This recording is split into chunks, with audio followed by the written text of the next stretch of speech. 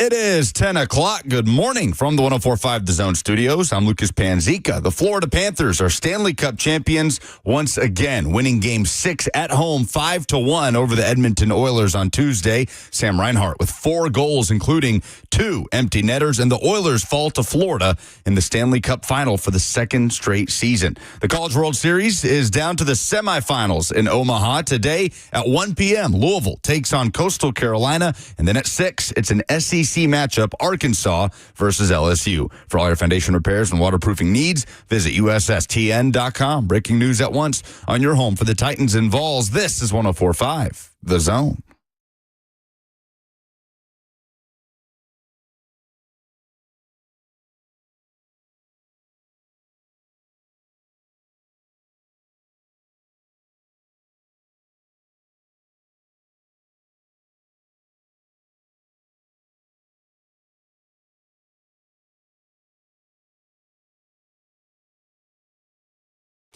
Good morning. Welcome into 104.5 The Zone.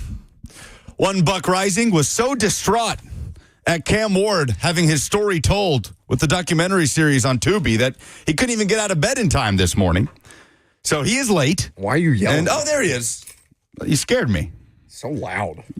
Scared me there. Yes, you are quiet as a mouse most of the time in my ear when we do this show. Not like, everybody's still asleep. I'm the only one here. Everybody listen to me. God forbid we have some sort of positive energy on this show. That would be terrible. It's not positive. It's just loud. God. You don't get to do this. Why are these lights so bright? Yeah. Why is everyone, you hungover, buddy? You smell terrible, like you haven't showered in days. You're disheveled. And you're walking in here like you own the damn place. We want to talk about who smells like what around here? You're showing up late. You show up whenever you want. Yes. Good morning. How's everybody? Welcome into 104.5 The Zone. We're happy to have you. We already did that part. Yeah, you're good. Yeah, you can skip that part. Okay, very good. Look at you in a huff. Still getting your notebook out. What happened to you this morning? Notebook? When have I ever had a notebook? What, did you catch a red light that you gave yourself no time for? Sprinting out of the house late? Well, I went to get the car washed at 9:45, and that was a bad idea. That was a terrible idea. Bad judgment by you. Hope it rains today. I probably will, but I didn't time that correctly, but here we are. We made it. It's, what, were you 10 seconds into the show? Are you going to be able to handle yourselves? I wouldn't say you made it. Everything going to be okay? I made it. I wouldn't say getting after 10 o'clock when the show is on the air without you qualifies as making it. What car wash setting do you choose? I only expect you to pick like premium plus or whatever. A monthly subscription? There's no need for that. Give me your card. You should just be letting us go get free car washes. Why? God knows my car needs it. It's like not toothpaste strewn down the side of it where I have to brush my teeth on the way to work so I'm not late. It's not a card. It's a little QR code that they strap onto the front of my windshield or whatever. So all I have to do is just pull through and go right in. It already has my settings the way that I want them, whatever the wash. I can't remember which one I chose or whatever the case may be, but yeah, it's a monthly charge. You guys don't get your car washed more than once a month? No, it rains like 3 times a week. Well, pointless. Here this year, it's been, it's like living in Seattle anymore. But if there is a car wash out there that would like me to sponsor them or be their premium car wash aficionado, me and Lucas will go through there. I love when they do the rainbow foams. I love when they do the foam over your car. Do you like the smell?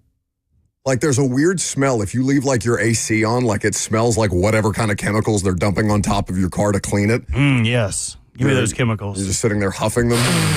It smells like clean car and a fast headache. I can't believe you felt comfortable talking about the way that other people smell this morning. I didn't say anything. Lucas is the one that how people smell. And I smell like daisies today. Just so you know, I did shower this morning. He smells nice. The stench was when you came in, which I will admit is unusual. But I do think you were in such a rush that, I don't know, maybe skip the deodorant. Stench, no. Maybe skip the brushing of the teeth this morning. You think I don't have a whole routine that involves deodorant, a little bit of lotion. I've got different lotion for my face versus lotion for my hands. I believe you've got all the ointments and lotion creams for my knees and my ankles. I imagine your morning routine to be longer than most, which is why it's unusual that you smell so bad today. Are Arab people ashy? Is that a thing? I say this as somebody of Middle Eastern descent, so I don't know if, like, we get ashy the same way that other people get ashy, but I feel like my ankles do. So you got to put a little lotion around there. You are also the whitest person I know, so there is that. So you tell me. Between the two of us, bud, I'm rocking a little better tan than you are these days. Anyway, Panthers win the Stanley Cup back-to-back. It's an ass-kicking.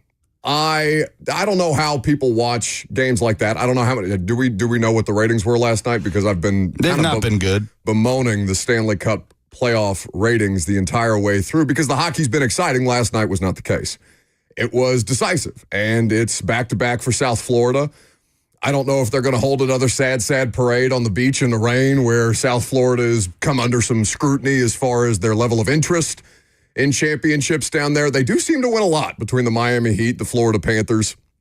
It's been a while since the Dolphins have done anything of consequence, but I always watch these things at this point in my life through the prism of, all right, how far away are the local professional teams from being anywhere close to this? Because I see all kind of pieces and parts that are formerly associated with the Nashville Predators competing in the Stanley Cup. I see all kind of pieces and parts from the Tennessee Titans that are competing for Lombardi trophies, or at least aspiring to Lombardi trophies, whether it be Derrick Henry or A.J. Brown, and we've talked about that ad nauseum.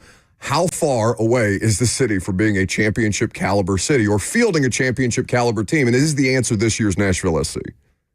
Well, yeah. I mean, they are obviously the closest and sitting there at third in the Eastern Conference. I mean, they are a legitimate contender, it would seem, in Major League Soccer. Preds and Titans seem almost equally as far away from one another from a championship. But I will say about a decade ago, not that the Florida Panthers were in as bad of a place as the Nashville Predators, but oh, no, they're pretty relevant. In 2015, we'll say 10 years ago, even less time than that, like it's 7 years ago, I would have called the Florida Panthers the most irrelevant franchise in all of American sports.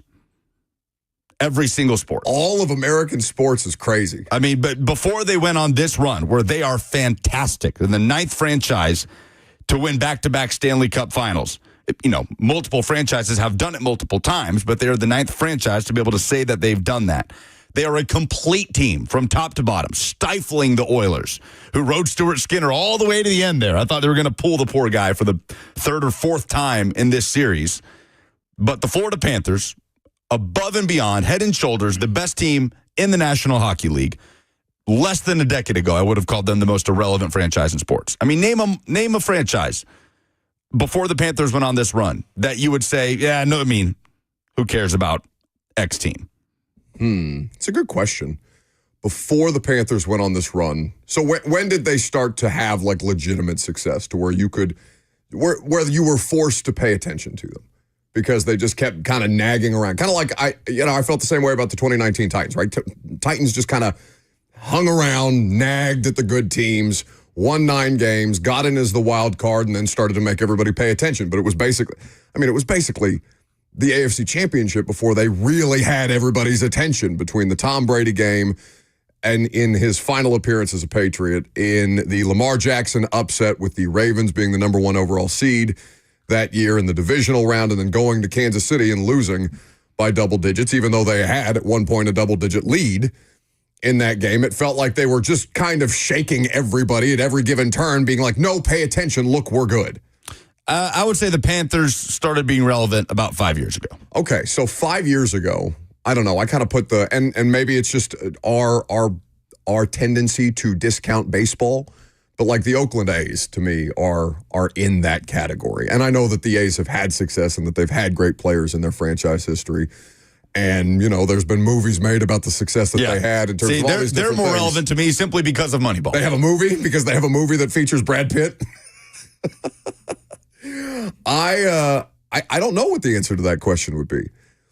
Prior to the last 5 years, what's an irrelevant NFL franchise that way? The Jags, but even the Jags with like Bortles were sniffing around AFC Championship games and stuff like that. I would say the Lions. Like the Lions are a good one. Are now relevant. Do you know the last time before this stint they're on now, the last time that the Lions won a division championship? Tell me. 1993 when they were in the NFC Central. So never won an NFC North championship. The Lions are a major brand. They have an incredibly excitable fan base, but had been dormant for a long, long period of time, right? The Lions have been for the longest until, like, I would argue, the last 3 years? Because even the start of the Jared Goff, Dan Campbell era was met with kind of like, what's Man Campbell going to do? He's biting at kneecaps, and all of a sudden he's playing in an NFC Championship game. I'd say in all of sports right now, I would go with the Charlotte Hornets. That's a good one. Charlotte Hornets, to me, are the most irrelevant franchise. Charlotte Hornets / Bobcats / Hornets again. Yeah. Yeah, that's probably a good submission. So irrelevant that even Michael Jordan wanted out. And he's no longer a part of the ownership group, right, for the Hornets? I don't keep I think up. he sold a majority stake. I think he still has a piece, but not a. Yeah, not a. But he's not like, day to day sitting there courtside 100%. watching Frank Kaminsky lumber around out there. For what a pull. What's Frank doing now? I'm not sure. Also, what did Corey Perry do to deserve this torture? Corey Perry's had some issues. He's had some close so many times. He's on the stuff. Chris Paul treatment, dude. This is bad. 5 Stanley Cup finals in the last 6 years. He's lost all of them. Every single one. Is that worse than like Buffalo going to 4 straight and losing them all? It's not worse because he does have one. Yeah. I mean, he won one with the Ducks very early in his career. But that's so insane. 5 Stanley Cup final appearances with 4 different teams. And to lose every single one of them is insane. It's awful. I would not wish that on anybody. Imagine playing that much hockey all the way through the end of the regular season, all the way through the postseason. And I know this series ended in 6, but you play more hockey than anybody just to lose.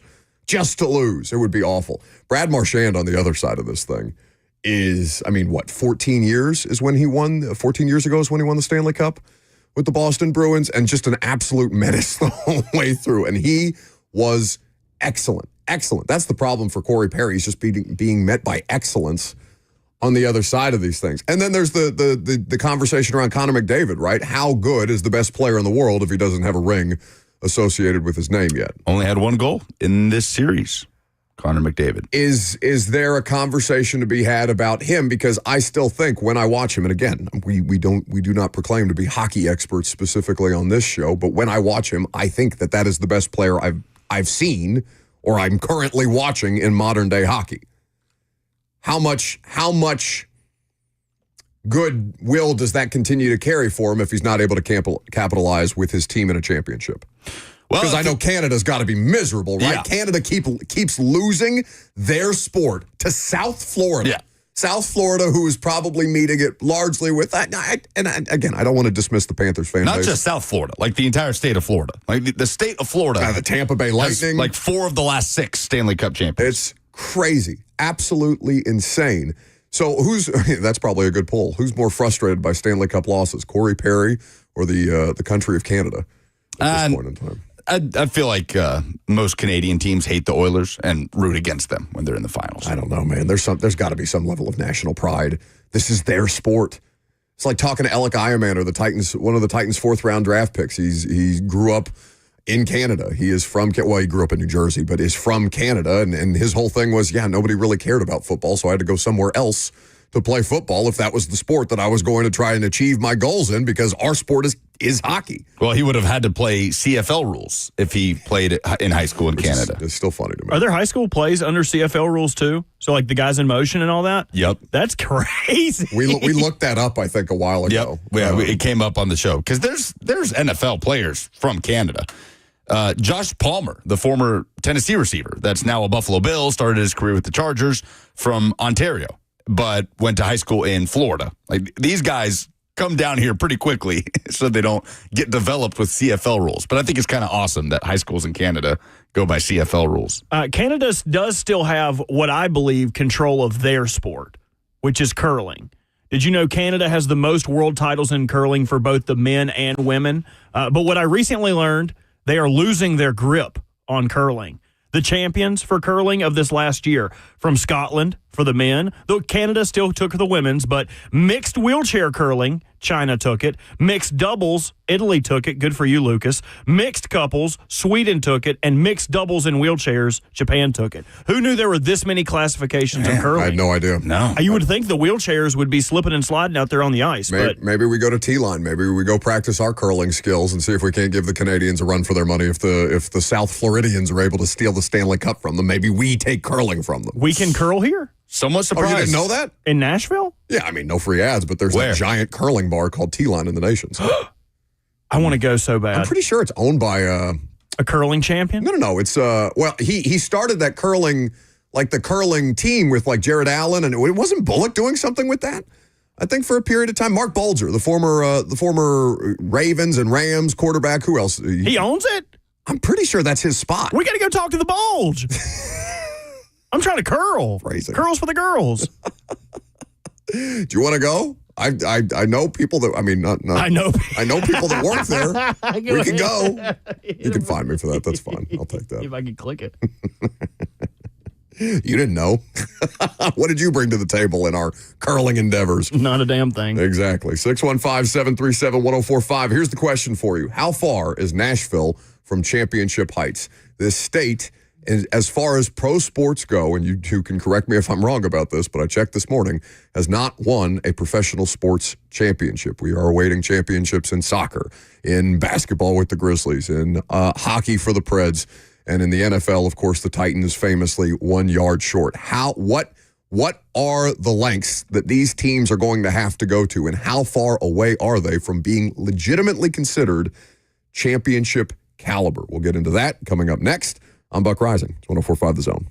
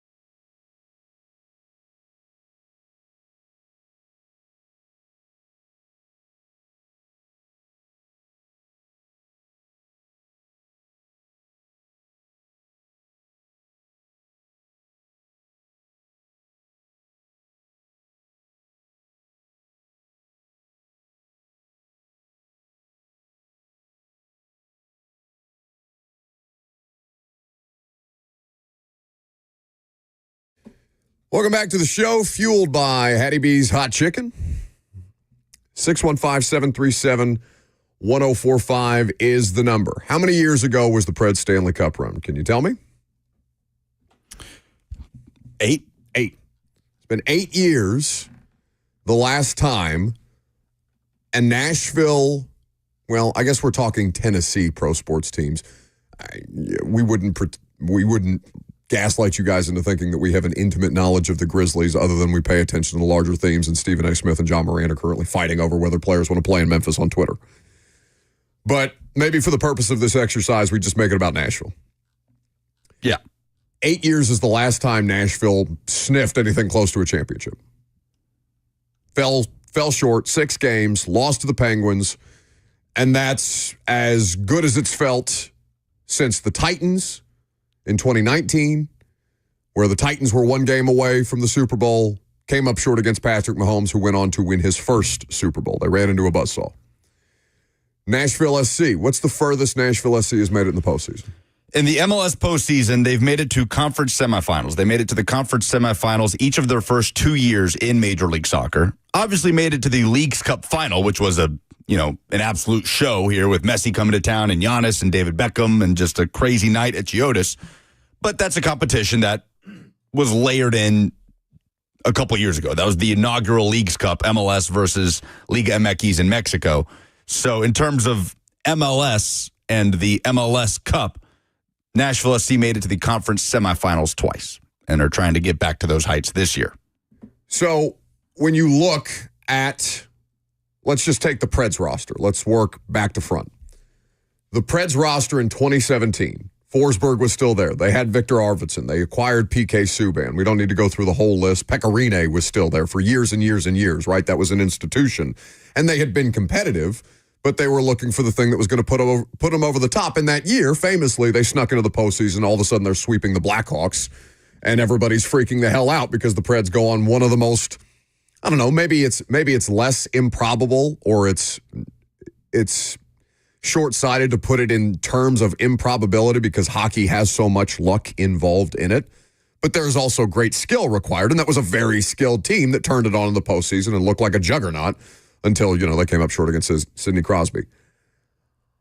The roster construction of the Preds was something that, I don't know, everybody felt good about after that run, right?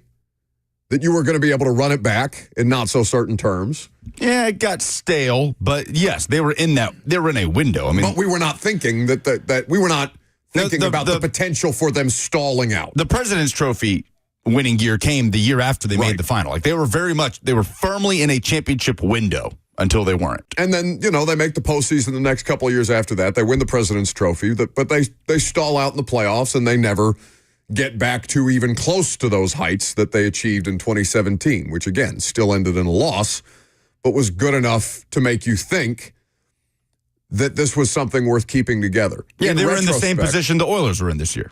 2 wins away from a Stanley Cup. Sure. And in retrospect, I don't know, are the Oilers going to look to blow up their roster just because they didn't win it this year? No. They got issues. I mean, they got to figure out what's going on between the posts, but no. The Preds, I don't think anybody would have advocated to blow them up in 2018, right?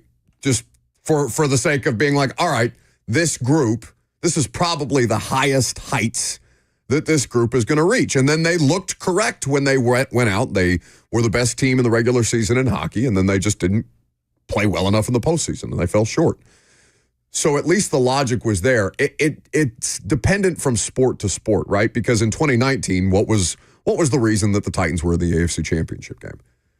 They had a roster that was ready to go damn near, and that draft class put them over the top, and John Robinson made a very good decision to buffer himself against a Marcus Mariota failure by trading for Ryan Tannehill, who was embattled coming out of Miami, but he was still a proven starting NFL caliber quarterback. But really, the Titans got to the AFC Championship with a relatively unsustainable method, right? Lightning in a bottle with a running back running for 200 yards every game in the postseason. But would you have argued that it was unsustainable when they were leading by 10 in KC? Oh, no, for sure. I mean, it got them there, but we also saw their shortcomings in that game against Kansas City. No, they were flawed. There's no question that they were flawed relative to the rest of the competition, but Lamar and the Ravens should have beat them. Brady and the Patriots at the end were the best. Who was the best wide receiver on that Patriots team? Ben Watson at 104 years old, running around out there, and that was a brutal game to watch, a defensive struggle, and it took wasn't it Ferkser that caught that touchdown at the end before the Logan Ryan pick six that sealed it and ended Brady's career with the Patriots. They were good enough, and they were also beneficiaries of some good breaks there. Lamar having damn near, Robert's not back there right now, but Lamar, I feel like Lamar, oh, he is. I thought you went to the bathroom. Lamar had damn near 500 yards of total offense himself in that game. He was unreal.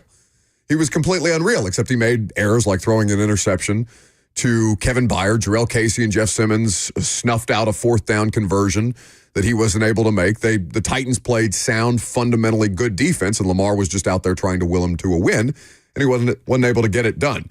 They go to Kansas City. Rashaan Evans misses Pat by fingertips on that tightrope walk sideline run that he has before the half to score a touchdown, and that felt like the back-breaking moment, no matter how many touchdown passes Dennis Kelly was going to catch on that day. It was one of the weirdest games I remember watching just because of all the different things that happened that should have put the Titans in position to at least get by the Chiefs. Yeah, but I also have the juggernaut. I remember having the feeling after that AFC Championship of, okay, that's a true Super Bowl contender that we just lost to with a true Super Bowl contending quarterback. Okay.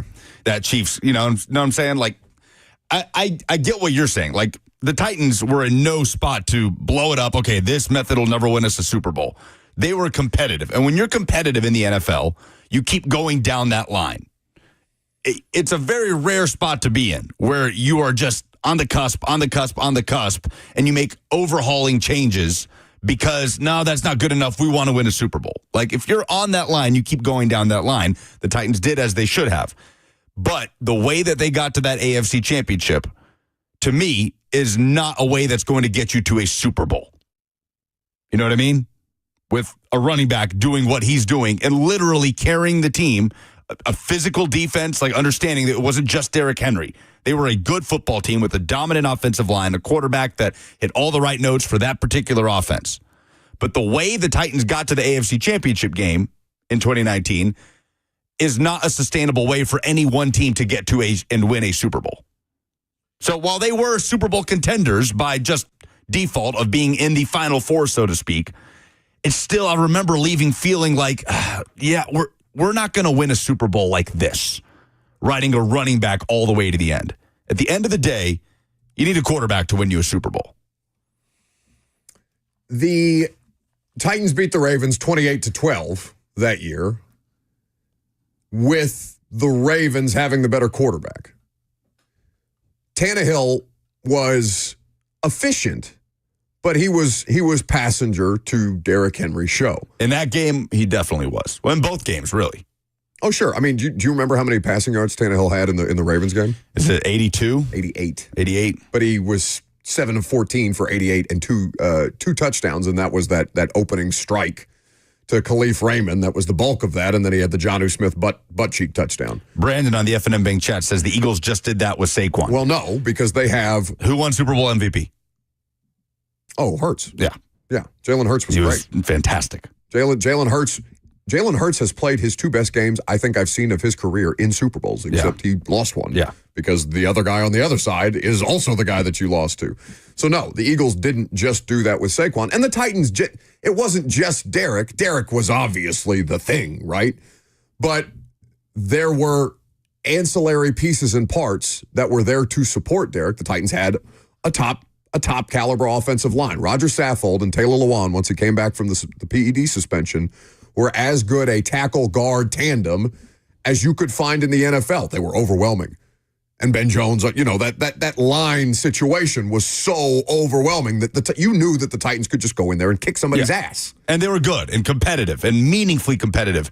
But I would say that the Preds window was more threatening than the Titans window to hoist, right? I mean, it's easy to say because they got to the final and the Titans didn't. But I think the Titans were a more Stanley Cup contending team in that window than the Titans were a Super Bowl contending team. Because the 1 seed was great, but they were also the 1 seed at 12-5. Like, how often does that happen? It was kind of a strange year, and it was a credit to them with all the injuries that they overcame. It was insanity.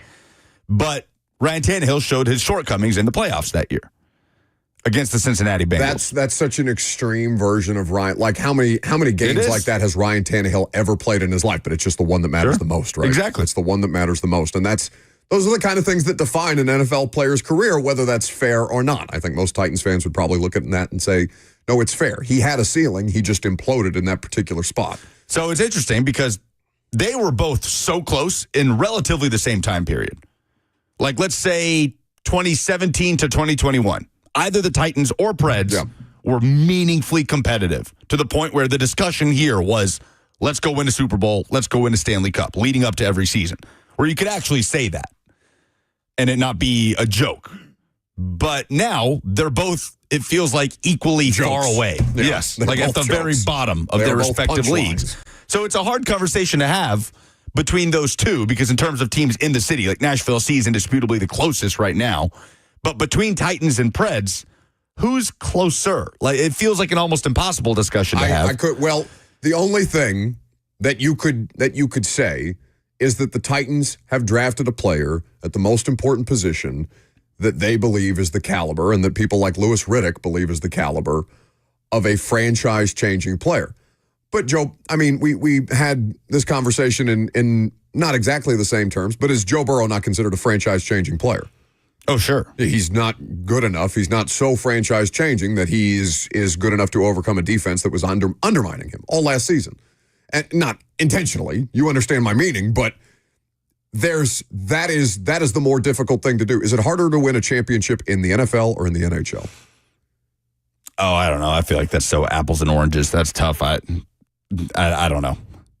I don't know. I mean, because you could have both discussions. Like the Stanley Cup playoffs, it's one of the hardest postseasons in sports.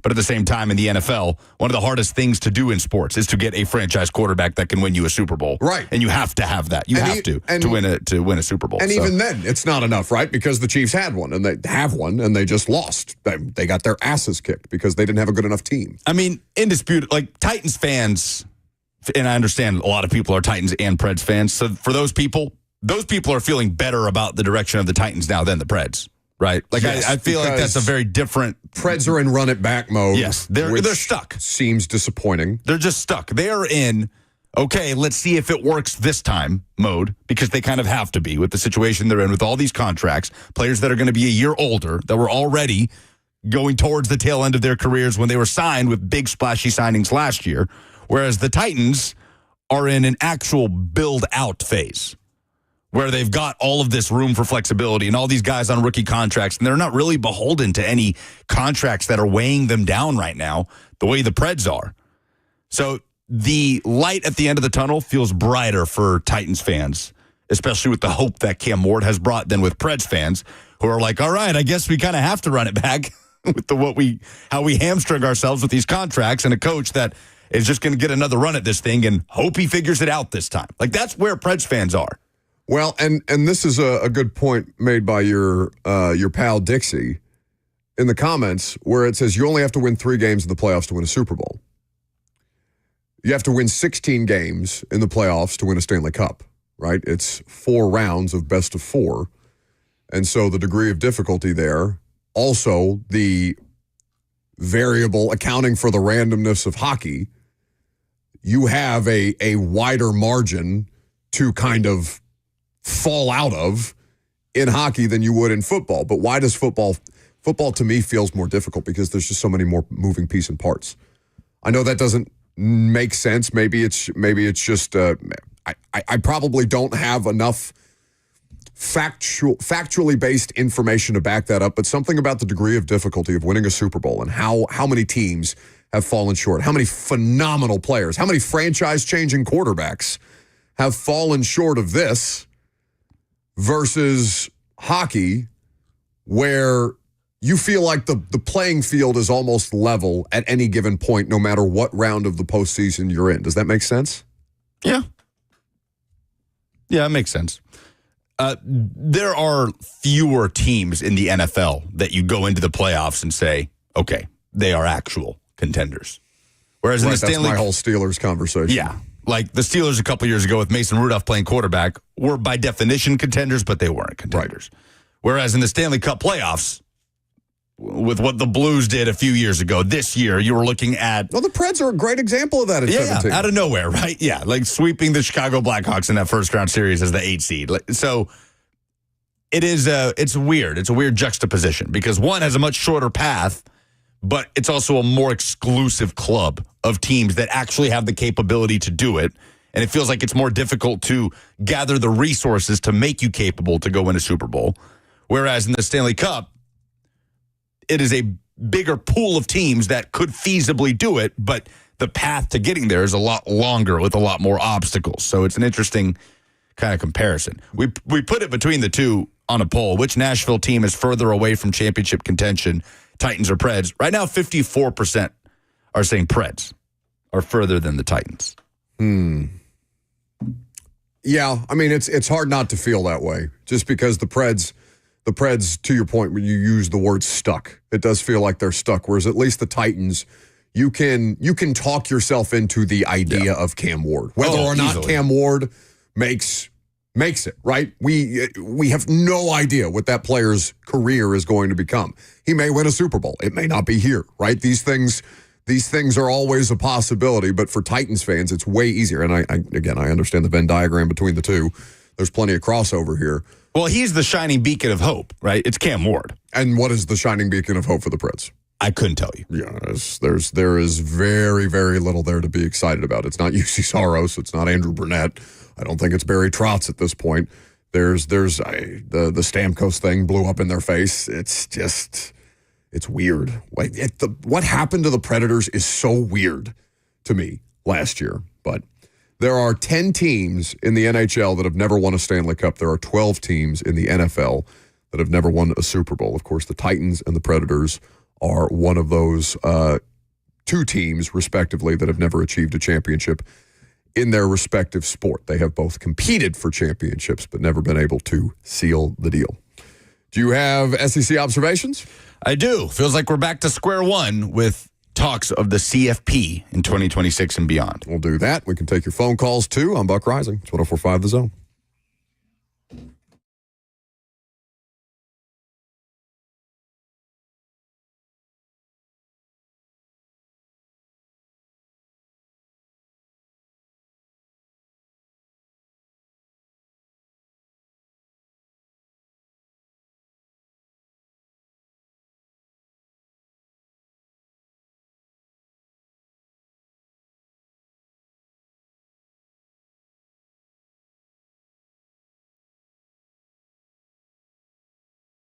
What's up, guys? It's Lucas here, and you know how much I love Fog Street Lawn Club. We've got a couple events coming up that you don't want to miss. Join us tomorrow night for the Ultimate U.S. Men's National Team Watch Party, and on Sunday as the U.S. plays out the group stage in the Gold Cup.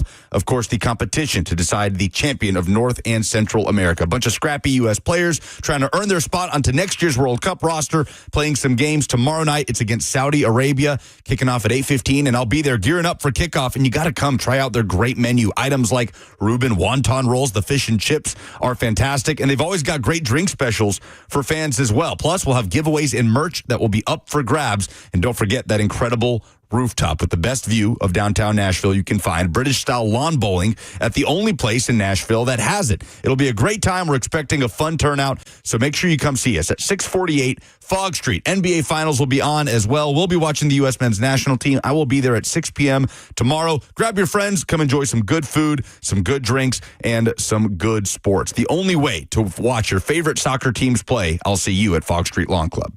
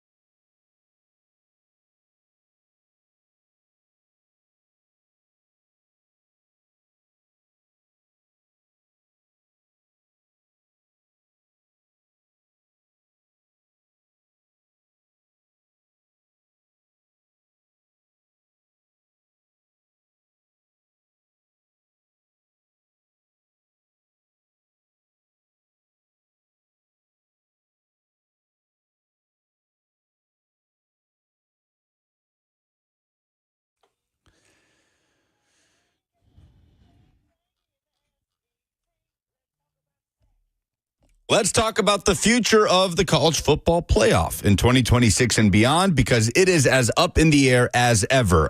Quickly, brief detour before we do that. College World Series happening in Omaha, down to 4 teams. Semifinals start today. You got Louisville versus Coastal Carolina at 1 p.m. And then at 6, the 2 SEC teams left standing, Arkansas and LSU. So those are the 2 teams that are tasked with making sure that the SEC makes it 6 straight national champions. So that will be happening later on this afternoon in Omaha. Okay, Brett McMurphy, college football reporter, tweets out just yesterday, last night, he says, conference commissioners have decided to, quote, start over on determining the 2026 college football playoff format, according to sources. Big Ten and SEC initially wanted 4 automatic qualifiers each, with 2 going to the ACC and Big 12. That's that 4-4-2-2-2 model. However, the ACC and Big 12 pushed back, unsurprisingly. SEC coaches later publicly did not support the 4 automatic qualifier model, instead preferring the 5+11. 5 automatic qualifiers, 11 at-large bids for a 16-team playoff. And the ACC and Big 12 also seemed to prefer that. The SEC wants more value given to strength of schedule metrics, something that CFP executives discussed in yesterday's meetings, according to McMurphy. However, a source cautioned, even if strength of schedule is supposed to carry more weight with the committee, it still boils down to their opinions on who they think are the best teams. The deadline for finalizing the college football playoff format for 2026 is December 1st. So it's kind of this back to square one, it would seem. It looked like the SEC and Big Ten, who obviously hold the most leverage in all of this, were pretty aligned in that 4-4-2-2-2 model. And then the SEC went into spring meetings in Destin and emerged out of spring meetings with this 5+11 model that on paper looks better for the ACC and the Big 12, I suppose. But in reality, that's probably the best format for the SEC because they're more likely to get most of those at-large bids as well as getting that automatic qualifier. For those who don't know, 5+11 means the 5 highest-ranked conference champions plus 11 at-large bids. So you would have quite a few SEC teams involved there, and they keep hammering the strength of schedule thing, wanting more value given to it, which even myself, as a fan of a school that is in the SEC, I kind of cringe at because that very much reeks of Bama and Ole Miss should have gotten in last year, and South Carolina because of their strength of schedule, where I do not think they deserve to get in last year because they lost games that are not really a big part of that strength of schedule. Alabama lost to Vanderbilt, right? Like, Alabama got punked by a 6-6 Oklahoma team. How are you going to tell me that SEC has better strength of schedule, so you should get in over these other teams that have less losses when 2 of your 3 losses are to teams that went 6-6 and went to the Birmingham Bowl?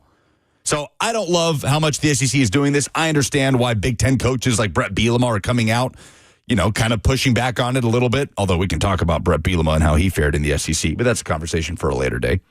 Seems like you want to have that now. Back to square one with this stuff. And we have gotten nowhere, unsurprisingly, with the college football playoff and all the various different interests and different playing fields that we have in college football. And it has gone exactly how you probably thought it would go, with everybody trying to come together and find some common ground on this thing. We probably need to call Pate at some point. I can't imagine how he feels coming back from his honeymoon to all of this. He uses that gif from Family Guy where it's the stuffed bear jumping in front of the car just to be spontaneous, you know, to spontaneously combust upon impact. That's probably how he feels today about all of this stuff. The interesting thing about this to me is you would say almost to a T, the Big Ten and the SEC have been aligned. Yes? Yeah, I would say that. And that doesn't feel like it's necessarily the case anymore. Well, and this is obviously an accumulation of things that will bring us to a head on this, but I don't know if there's going to be an outright like standoff between the 2 biggest conferences in Power 4 collegiate athletics. But it does seem like we are heading in a direction that way where they're just saying, all right, they're throwing their hands up in the air. They say, we'll take another run at this. Start from square one. Well, I think they are as opposed as they have been in this whole thing. Yes. Like it felt like they were very aligned, and now they're... But how much further, I guess my point is, like, how much further could this go to where it becomes a legitimate issue. Maybe it's a legitimate issue now because we're having a conversation about this and there's a clear indecision about what the future of college football specifically and collegiate athletics should be as a whole. But I don't know, that feels like it's just been hovering over us for the past 5 years.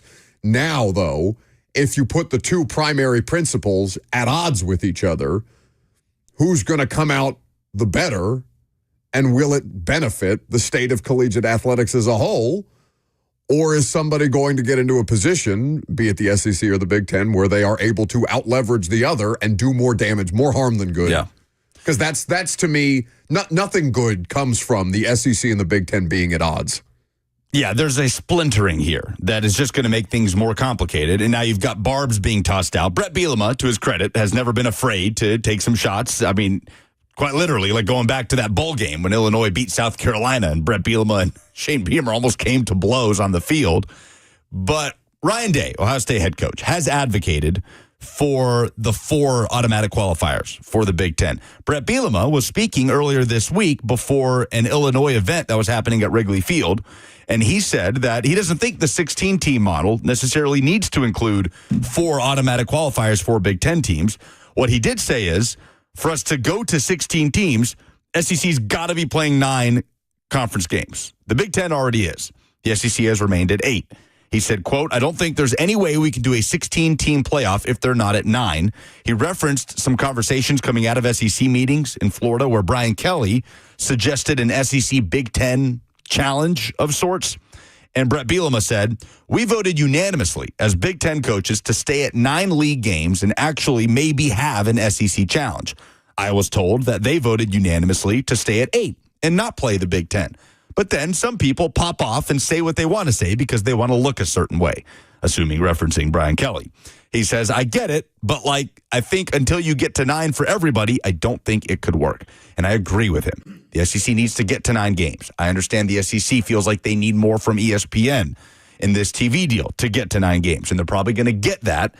But it's just this sitting here. Everybody is dug in on something else, something different. Maybe it's a conference that wants this many AQs. Maybe it's the SEC that says, well, we're going to need this money before we can get to 9 games. And then you've got the Big Ten saying, okay, well, we need you to get to 9 games if we're going to go to 16 teams. And it's all just a big jumbled mess. Man. It's a funny comment. I mean, maybe it's not funny given the state of geopolitics, but Taylor on YouTube says, who would the SEC be in modern geopolitics? Lucas, your thoughts? Oh, man. Man of the world, Lucas Panzica. Who would the SEC, just because I've been a lot of places doesn't mean I know anything about modern geopolitics. No, I know.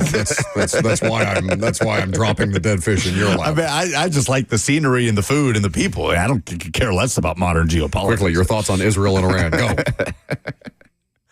I can't even say something funny because I don't know what's happening. You do, but I don't know how they pull themselves out of this without a legitimate. Does this feel like the thing that could force their hand on a conference on a collegiate athletics commissioner? Does this feel like it? What? Does this feel like something, a domino? There's been many, many domino effects, right? And, the varying size degrees of the dominoes here, the level of importance of each news item that pushes us further and further to extremes in college sports. But if the Big Ten and the SEC end up going at each other, they're not going at each other actively right now, but we're not so far away from that beyond Brett Bielema taking or shooting strays at Brian Kelly. Could that force good in the idea that they need somebody to help manage them? Okay, how does that person get appointed? What? Every conference is kind of fighting for something different. And now, like you said, SEC and Big Ten, who have about as similar situation as anybody in this whole thing, are splintered on this. How do you even go about appointing a commissioner of college football? When everything else, the House settlement, we'll see how that goes with this NCAA clearinghouse that'll determine if NIL deals are fair market. I just hate this idea of grasping at straws with the future of the second most important sport specific to college football and then collegiate athletics after the fact moving forward. What are you staring at? You? 615-737-1045 is the number. We'll take your phone calls if you want to weigh in on the playoff discussion that's going on in the world of college football right now. We can do that. We have some of those phone calls to take. We will also get into the dumbest thing in sports this week coming up next.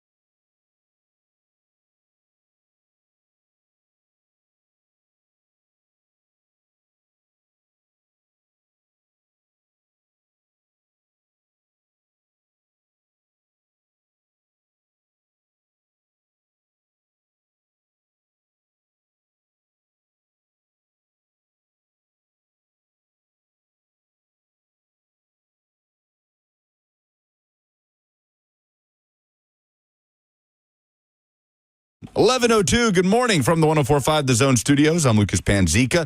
The Florida Panthers are Stanley Cup champs once again, winning Game 6 at home, 5-1 the final over the Oilers on Tuesday. Sam Reinhart, 4 goals, 2 of them empty netters in the third period. And the Oilers fall to Florida in the Stanley Cup final for the second consecutive season. The College World Series is down to 4 teams today at 1 p.m.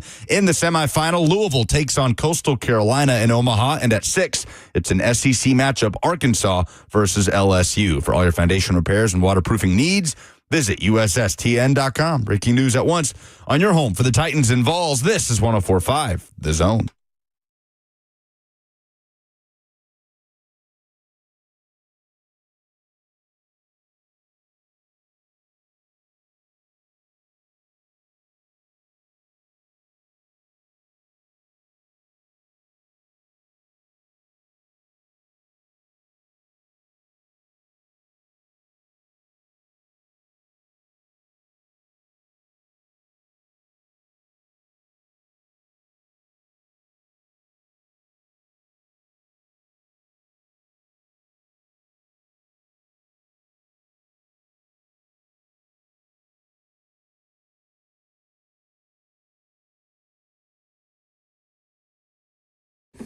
It most certainly is. Robert Walsh, do I have things to give away for the dumbest thing in sports this week? If you call us at 615-737-1045 and give us your submission. Ooh, boy, do I have a giveaway for you. 2 tickets to the Outlaw Music Festival with Willie Nelson, Bob Dylan, Nathaniel Ratliff, and all kinds of... Who's the band that plays with him, Lucas, that I was attributing to being another band? And you were like, no. The Night Sweats. The Night Sweats. It's Nathaniel Ratliff and the Night Sweats, right? It's kind of like Jimmy Buffett and the Coral Reefers. Like the Coral Reefers are not their own band. They are Jimmy Buffett's band. The E Street Band with Bruce, and we could go on. Like Hootie and the Blowfish. The band, did you guys know, are not the Blowfish. They are just members of Hootie and the Blowfish. That's right.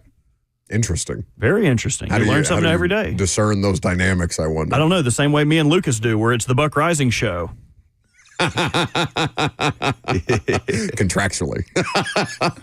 It's better this way, Robert. 615-737-1045. That's right. It's like a meat shield. A necessary evil. Yeah, that's true. So, who wants to start? The dumbest thing in sports this week, I will, is did you see any of the WNBA game last night? Oh, boy, dude, it was so lit. I've never been like that enthralled watching a WNBA game. That's because it turned into WWE. It was awesome. Yeah, we should have communicated on this because this is also my dumbest thing in sports. Okay, that's my fault. Well, you both could have 2 separate reasonings. No, go ahead. Like, let's hear his, and you may fit into a different spot. That's fine. So, Caitlin Clark, in the third quarter of the Fever and the Connecticut Suns game last night in Indianapolis, you have a situation with J.C. Sheldon, who is the Sun point guard, and Caitlin Clark, which boils over. So you can see Caitlin Clark dribbling, and then all of a sudden, J.C. aggressively comes up, blocks her from getting anywhere to the basket. Clark tries to maneuver around her. That doesn't work. She keeps bumping Caitlin Clark with her body, which, it's fine. But then you see J.C. reach out and, whether it was intentional or not, poke Caitlin Clark in the eye and then shove her. Looked pretty intentional to me. It looked pretty intentional. Well, I don't know about the eye poke, but certainly the shove, right? So it looks pretty flagrant. Now, Caitlin Clark, in pain, reeling, she reaches up to cover her eye, and then all of a sudden, the center for the Sun, Tina Charles, comes over and that's Marina Mabry, the shooting guard for the Sun, who just bodies Caitlin Clark and pushes her to the floor. So all of a sudden it turns into a bit of a brawl, and texts are giving out, flagrant 1 for Sheldon for unnecessary contact against another player, and the refs have to get out there and clean it up. I think the dumbest thing in sports this week is the attention that Caitlin Clark seems to draw from WNBA competitors. Because I know it is not one single individual that is elevating the platform that sport has, and that they should not all be deferential to her, right? They should all not bend the knee to Caitlin Clark just because she's helping drive revenue in a sport that has famously not been profitable. But the level of aggression that these women seem to have for Caitlin Clark when she's out on the court is very confusing to me. Like, she can be a pill. She herself is definitely aggressive. The thing that I enjoy about Caitlin Clark is that she could be the good guy. She could also be the bad guy. Oh, she does not back down. She does not loved back her down. firing the crowd up afterwards. That's what I'm saying. Like eat it, reveling She's a in dog. it. It's just cool to watch. Without question. So I just don't understand it. It's the dumbest thing in sports this week to me. The fact that these situations continue to occur with her specifically. I get they're all competitors, but what are you so angry about? Yeah, I'm with you. J.C. Sheldon specifically was my dumbest thing in sports because she's just getting worked by Caitlin Clark in this game and then starts to resort to this stuff. Sure. Like, I think she did this after Caitlin drilled like her fourth three-pointer over J.C. or something. And by the way, she's been out with injury prior to the last couple of games. She's since come back and helped the Fever get back on a winning track there. So. Well, but what really took it to another level was Sophie Cunningham, who J.C. Sheldon gets a breakaway, and she's driving towards the basket, and Sophie Cunningham closes in defensively and just decks her to the ground. Like, just brings both arms down on her shoulders and just wrestles her down with all of her momentum. Both get up, and then just a near brawl And then it was a ensues. 2-on-1. Like, she had to defend herself from the girl she threw to the ground and one of her teammates. Who, by the way, is her former team. Sophie Cunningham came from the Phoenix... from the Connecticut Sun? Correct. Or wait, the Connecticut Sun. Yes, they are the Connecticut Sun. All right, never mind. Maybe the wrong team. Then. All right. So in this game, Caitlin Clark got teed up, Marina Mabry got teed up, J.C. Sheldon was assessed a flagrant, and Sophie Cunningham was ejected. It got heated. Messy. No, that's soccer. What's soccer? He said messy. Oh. Either one of you heard Will Smith's new song? You've told me about it. I haven't listened to it yet. Okay, I'm going to play some for you. It's clean. We definitely don't have to worry about that. He doesn't have to cuss in his raps to sell records, but Eminem does. So bleep him and bleep you too. Bleep you too. I'm going to play a little bit of Will Smith here for you. And the problem and why it is my dumbest thing in sports. You listen to it. Song's called I Like Pretty Girls. It's got a nice beat. But it's also not helped by Will Smith's cringiness. But the simple fact of this song could have been fixed. This song could have been an instant banger if you simply speed it up. So this is a regular speed, but if I times it by 1.25. Oh, yeah. Now it's popping. That's way so much better. So this song was professionally mixed, and no one thought maybe we should speed it up or even slow it down. If you slow it down, Why it's is gas. it It's so much better. How did someone professionally mix this song and not realize by slowing it or speeding it up, it would instantly be a better song? I mean, can we talk about literally the first bar in the first verse is, you don't got to wait in line tonight. You're too fine for the line tonight. Yeah. Just art. That's just art. The lyricist that is Will Smith. I mean, it's a cash grab, right? 5 plus 5, you're a dime tonight. I can't. Well, did any of you hear his I'm doing air quotes, freestyle that came out before this, where he was like, I may act a little bizarre because I'm an action star. Oh, it's terrible. So cringy. It's so bad. You know his kids who are like both actual musicians, Yes. and Willow and Karate Kid, both of them are very good in their own right. Karate Kid Smith? Yeah, you know, is it hyphenated? Yes, Karate, middle name Kid, last name Smith. Karate Kid, also on Tubi. Yeah. I saw it yesterday. I already have a headache. Don't start with me If today. they were both just like good accomplished musicians who like have a musical drive, hear that and they're like, my dad is out here sing-songing his way through a career midlife crisis revival. Like, how do I help my father? And then G.I. Jane chimes in and tells them to mind their own business. Very cornball stuff God, here. what a fall from grace. Just have Chris Rock make an alopecia joke. Yeah. Keep her name. Hey, but there are some cuss words. I'm looking at the lyrics. He's got a couple cuss words in here. He says ass. No. There is one. If we can say it on FCC Safe Radio, it's not a cuss word. There is one person in the chat saying that we are disrespecting the lyrical genius of Will Smith, saying stop Summertime was a classic. Yeah, that was, I agree with you. Summertime, banger. Or what's the song from Hitch? Oh, Another banger. I'll look it up. But I can poo-poo Will Smith now the same way we can all poo-poo Lil Wayne's album and agree that his other stuff was good. Is it the hey? Hey, oh, nah, Yeah. hey. I'll bump us back with that's it. terrible. I mean, in comparison. It's just called Switch. Or Miami. Switch. That's right. Hey, Miami was good. Like, Miami's catchy. It's an earworm. Have you ever been to Miami and not sang that song? Yes. You know what? Okay, because you're last year. No, you guarantee you hummed it on the plane riding in. You saw the city and you were like, "I'm going to Miami." Hey, Benito, I'm Miami. Like you were doing the girl's voice and everything. Don't lie. 615. If you don't think I'm fully asleep on those airplanes with an eye mask and earplugs in, you have got me completely wrong. Getting jiggy with it? 737-1045 for the opportunity to win tickets to the Outlaw Music Festival. Give us your dumbest thing in sports this week. We'll take your phone calls next.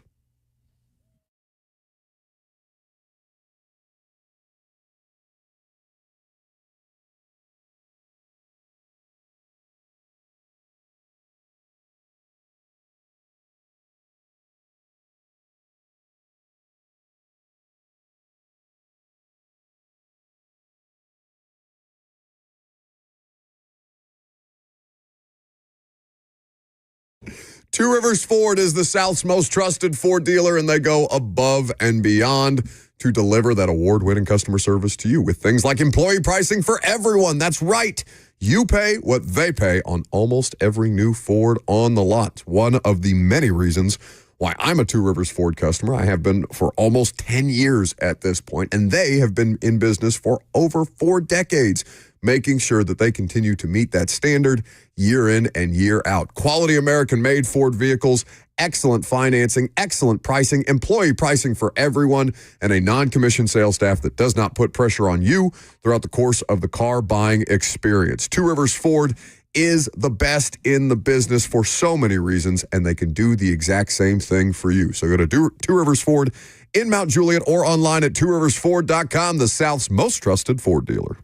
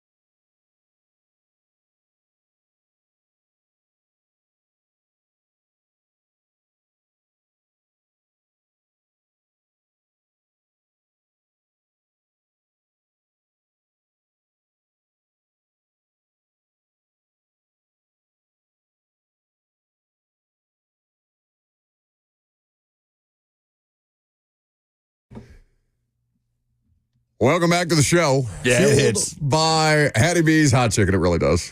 You're right. You caught me lying. I for sure was humming this in my head, if not out loud in my head, the last 2 years when the Titans played the Dolphins at Hard Rock. I'm going to play good Will Smith bumps for the rest of the day. You're going to forget after this one, and then you're going to go back to, like, I don't know. I think there's only like Doobie 3. Brothers after this. Good thing is we only have 3 more segments I have to play bumps for. So. 4 if we include the Fresh Prince theme. Ooh. I'm down for that. Okay. And you could even, dip a toe into the DJ Jazzy Jeff catalog if you wanted to. So, Miami. Is that the sound you were making at the bar? Switch. No, that's... Do it. Shut up. Do it. Getting jiggy with it. And Fresh Prince. That's it. That's the list. I could probably... The way that the two of us are cackling about a very, very inside joke that Lucas wasn't a part of on Friday delights me. It was explained to me. 615-737-1045. What's the dumbest thing in sports this week? For the opportunity to win 2 tickets to the Outlaw Music Festival featuring such artists like Willie Nelson, Bob Dylan, Nathaniel Rateliff, and the Night Sweats, and many, many more. Let's start with Larry. What's up, Larry? Not a whole lot. What's up with you, brother? Not much. What you got for us? I got the dumbest thing in sport is Vanderbilt's quarterback saying that they own Tennessee after this year. Yes, that they're going to run Tennessee after this year. Thank you for the call, Larry. Remember to stay on hold for the opportunity to win those tickets. So if you missed that story yesterday, Taylor Lewan and Will Compton, their podcast, Bussin' with the Boys, they did an episode with Diego Pavia, which was an interesting look inside a player who's in a unique situation as an NIL transfer type of guy who's come in and galvanized the program. But now Diego Pavia is carrying the Vanderbilt flag for everybody that came before him and after him as a Vanderbilt Commodore football alum, and so chesty and confident in his abilities and in his program's trajectory that he is saying that the new era of college football in the state of Tennessee is going to be Vandy running the Vols. Yeah, and all we got to do is win all our games this year. That's it. All we got to do, you guys. I appreciate it. I admire it. I also think it's, probably not accurate. Let's go with Dylan and Hermitage next. What you got, Dylan? There's nobody there. All right, very good. Let's go with Kyle. Hey, guys. My dumbest thing in sports this week is to all the people who got upset about Cam Ward dropping the F-bomb at the podium. Like, oh, my God, get over it. Hide your kids, hide your wives. Oh, my God, we got a quarterback that says cuss words. Get over it. Thank you for the call. That last week there was a child. Baby. Why can this show not escape the sounds of children in the background? Trying to do an interview with Mike Borgonzi. Mama! Well, I'm glad you did it. I'm going to have you doing mama. There was a lot of pearl clutching about Cam Ward, dropping a couple F-bombs at his press conference. Robert didn't like it because he thought he was being a fake tough guy. Robert didn't like it because it gave him work to do, to bleep it out. Well, and also... technically, the Titans bleeped it out for me, so I'm no longer mad about it. No, your apprehension with it or your dissension from it was based on the fact that he kind of like paused and then said it, right? He's like, what are you going to do this summer? He's like, I'm going to go out there and chew a bunch of bubble gum and throw balls, and I'm all out of bubble gum. And I'm going to throw the bleep out of the ball. Yeah, like like if there you're was a going to do pause. it, say it with your chest. Well, he did, but I understand your meaning. The second time he did. He definitely said it with his chest the second time. Because he meant it the second time. Let's go with Matt in Franklin. Hey, guys. How's it going? Good. Hey, was going to say Diego Pavia. I'm a Tennessee fan, but that's actually the smartest thing in sports because that guy's got so much swagger. There hasn't been a guy at West End with that kind of swagger since Barry Goheen back in the day. The dumbest thing in sports is actually NBA Tate guy, a guy that hates basketball, but continuously every year has to come up with a reason they don't like it. They don't like LeBron. They don't like super teams. They don't. Just say you don't like basketball. This has been a great series. Halliburton going down hurts. just say you don't like basketball. That's the dumbest take in sports. I love that. Thank you, Matt, for the call. It's going to be really disappointing, though, if this final series, which has been a great final series, peters out because Halliburton's hurt. I almost made Stephen A. my dumbest thing in sports, just ripping into how terrible Tyrese Halliburton was in the first half during halftime coverage. Like, dude. You were playing solitaire. Yeah, he's literally injured. Stephen A., I don't know. He literally said, Stephen A. said, I'm glad he's hurt. And then he had to rephrase it. I'm not glad he's hurt, but I'm glad we at least have that rationale, which I understood where he was coming from. But with all the war of words that's been between Stephen A. and Tyrese Halliburton this season, it's not great for Stephen A. to lead a sentence with, I'm glad he's hurt whilst playing solitaire. Unbelievable. All right, Dylan in Franklin is next. Hey, guys. So my dumbest thing in sports is the Red Sox yet again. Getting rid of their only player that I cared to watch. They've gotten rid of Mookie Betts. They've gotten rid of Chris Sale. They've gotten rid of Xander Bogaerts. Now they get rid of Rafael Devers, who just ended up hitting the home run to sweep the Yankees, which they haven't done in forever. So that's my dumbest thing in sports. Have you seen the? Thank you for the call, Dylan. Have you seen the videos of this, around neighborhoods in Boston? Yeah, they're not. It's not going over there's well. There's a viral video on the internet right now of a family cookout, it looks like, at somebody's back patio neighborhood in Boston. And it's Father's Day. So they're sitting around, they're hanging out, dads are talking shop. I think what's the famous the trial that's going on right now, Karen Mead or something like that? Isn't there you would have no idea. Look at you. There's an ongoing legal situation that is being documented that people are following like a sporting event. I can't think of it. I haven't been following it.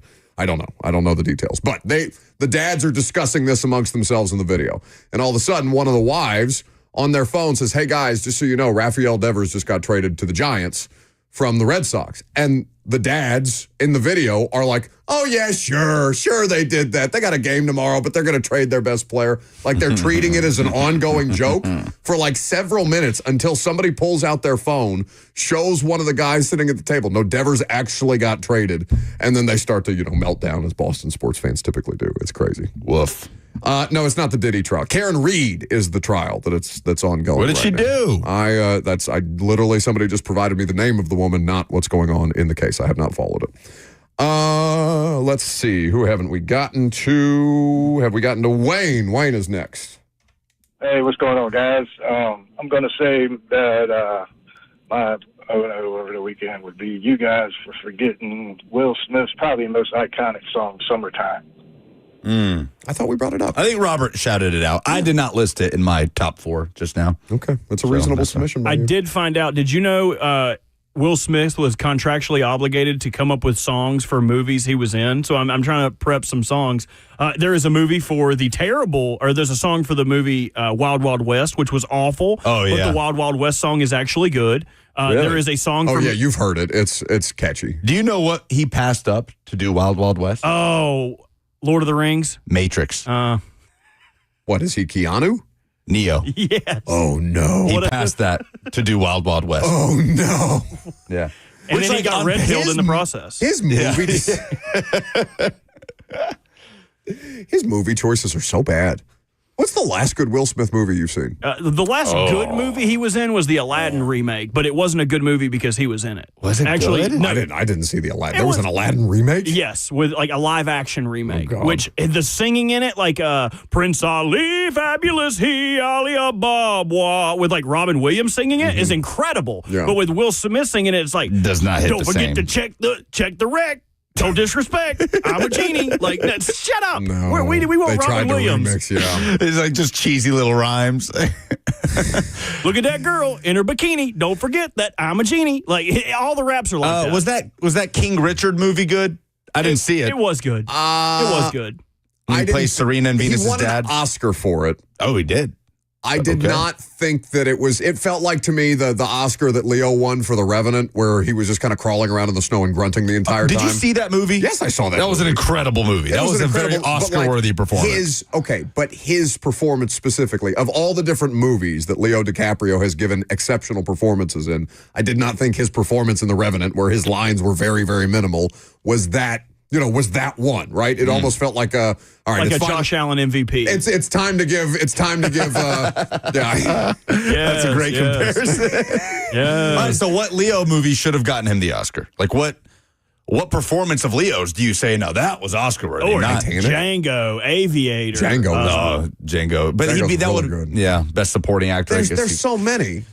Aviator is such a good movie. You could go down the list, and it's not like I'm not saying he was bad in The Revenant. I'm just saying, like, of all the things that Leo DiCaprio has done, I just thought that he would win an Oscar before that. And Or it like just Titanic. Felt that's what Titanic. I said. He in that scene where he like stumbles upon a Native American that's eating like the insides of like, I can't remember if it's like a goat liver. In The Revenant. The Revenant. Yes. He ate an actual liver in the shooting of that scene, because he said the thing that they were handing him just looked so fake. It was this balloon. He's like, so obviously fake. He's like, just give me the actual thing. And he ate an actual animal liver, like raw. Ugh. And so him throwing up in that scene is like very real. It's not acting. People are submitting Wolf of Wall Street for Leo DiCaprio. Which is a good movie. But an Oscar? I think he perfectly encapsulated that character. Sure. I don't know if it's Oscar worthy. Like, I would have to see what else was up against it. But like, the last good Will Smith movie I've seen is Pursuit of Happiness. That was an excellent movie. That's been a while. That's what I'm saying. It ripped my heart out, that movie. But it 7 pounds will rip your heart out. is that the jellyfish? Yes. That came out after Pursuit of Happiness. Terrible movie where you're not terrible as in you'll just end up crying. Yeah. Oh, yeah.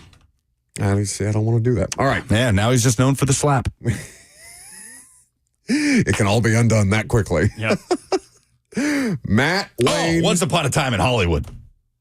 Best Leo performance. See, we're going to end up doing this and talking about movies all the time. June. What else do you got to talk about? That was my least favorite Quentin Tarantino movie of all time. Name another I'm one. with you. It's just such an abrupt gear shift. It's also not Have you ever seen a Tarantino? Did you watch Yes. Yeah, but okay, it wasn't a Tarantino movie like what you're used to. Like that was like you got the culmination at the end of the movie where it's like the flamethrower and like the acting out of history. Spoiler alert. But they've had plenty of time. It's been like 5 years since that movie. The movie was also not for us. We didn't live through that part of history to go like, oh yes, that's a historically accurate detail. Yeah, but I didn't live through World War II either. Yeah, I didn't say I didn't enjoy the movie. I'm just saying it's my least favorite Quentin Tarantino movie. You may still like it and it be your least favorite. He took a historical sequence instead of telling his own story.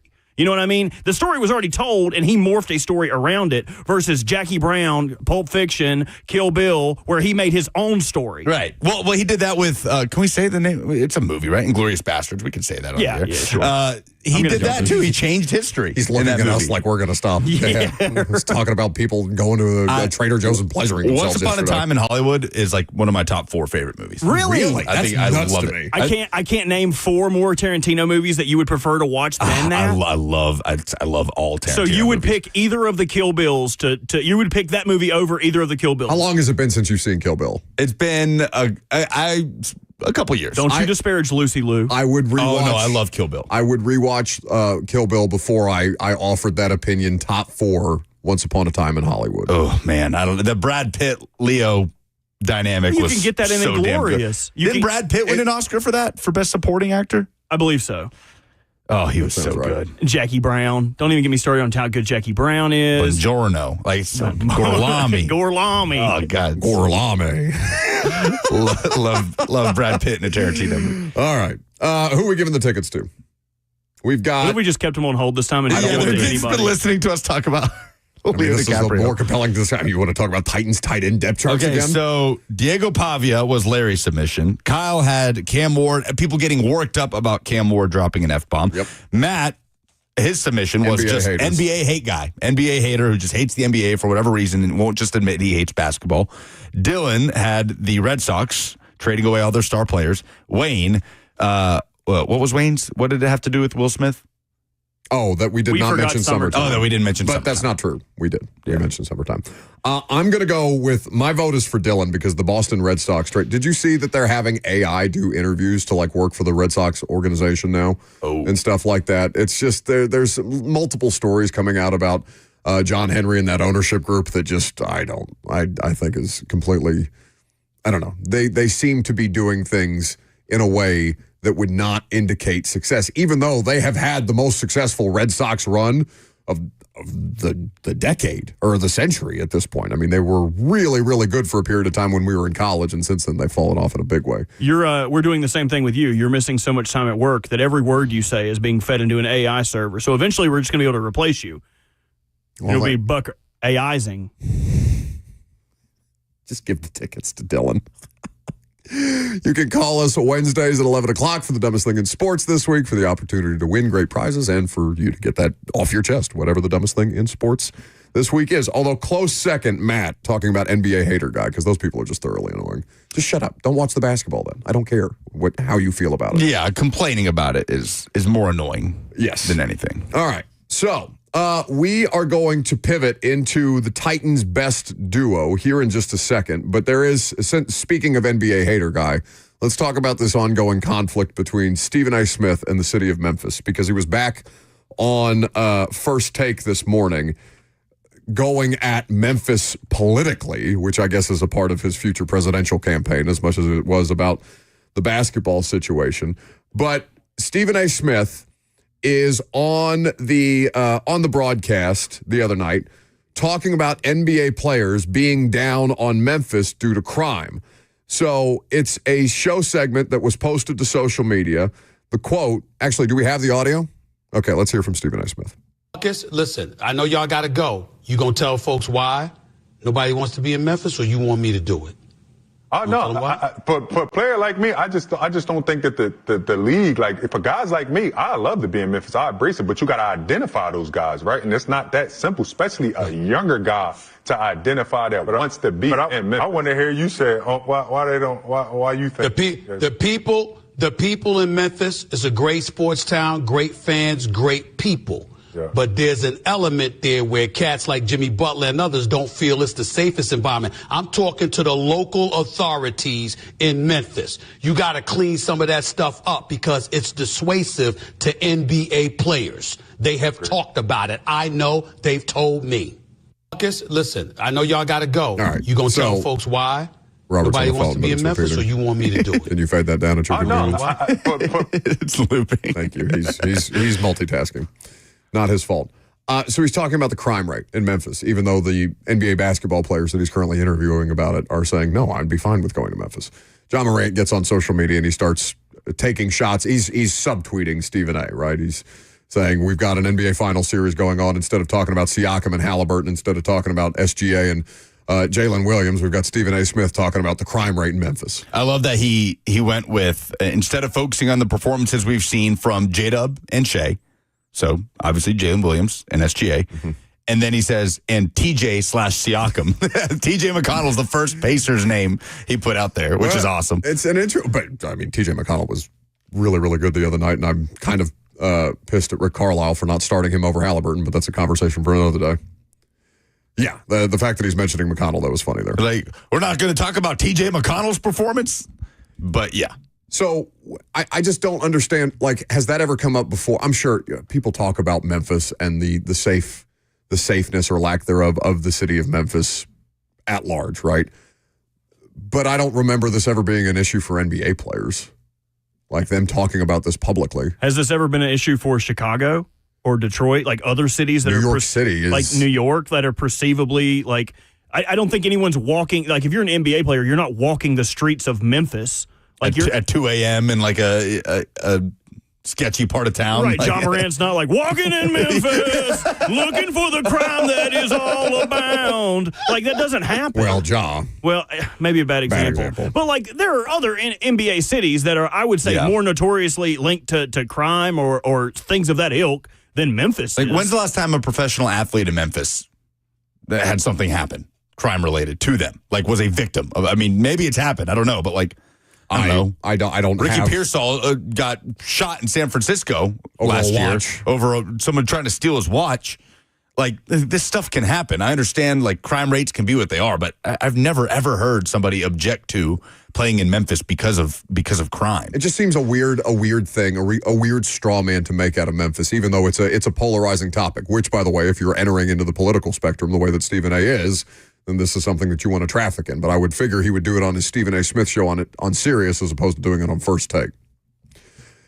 615-737-1045 is the number. What is the Titans' best duo positionally? We could talk about running backs. We could talk about defensive players. What is the best duo on the roster right now, and how does that compare to the rest of the league? We'll get into it. I'm Buck Rising. It's 104.5 The Zone.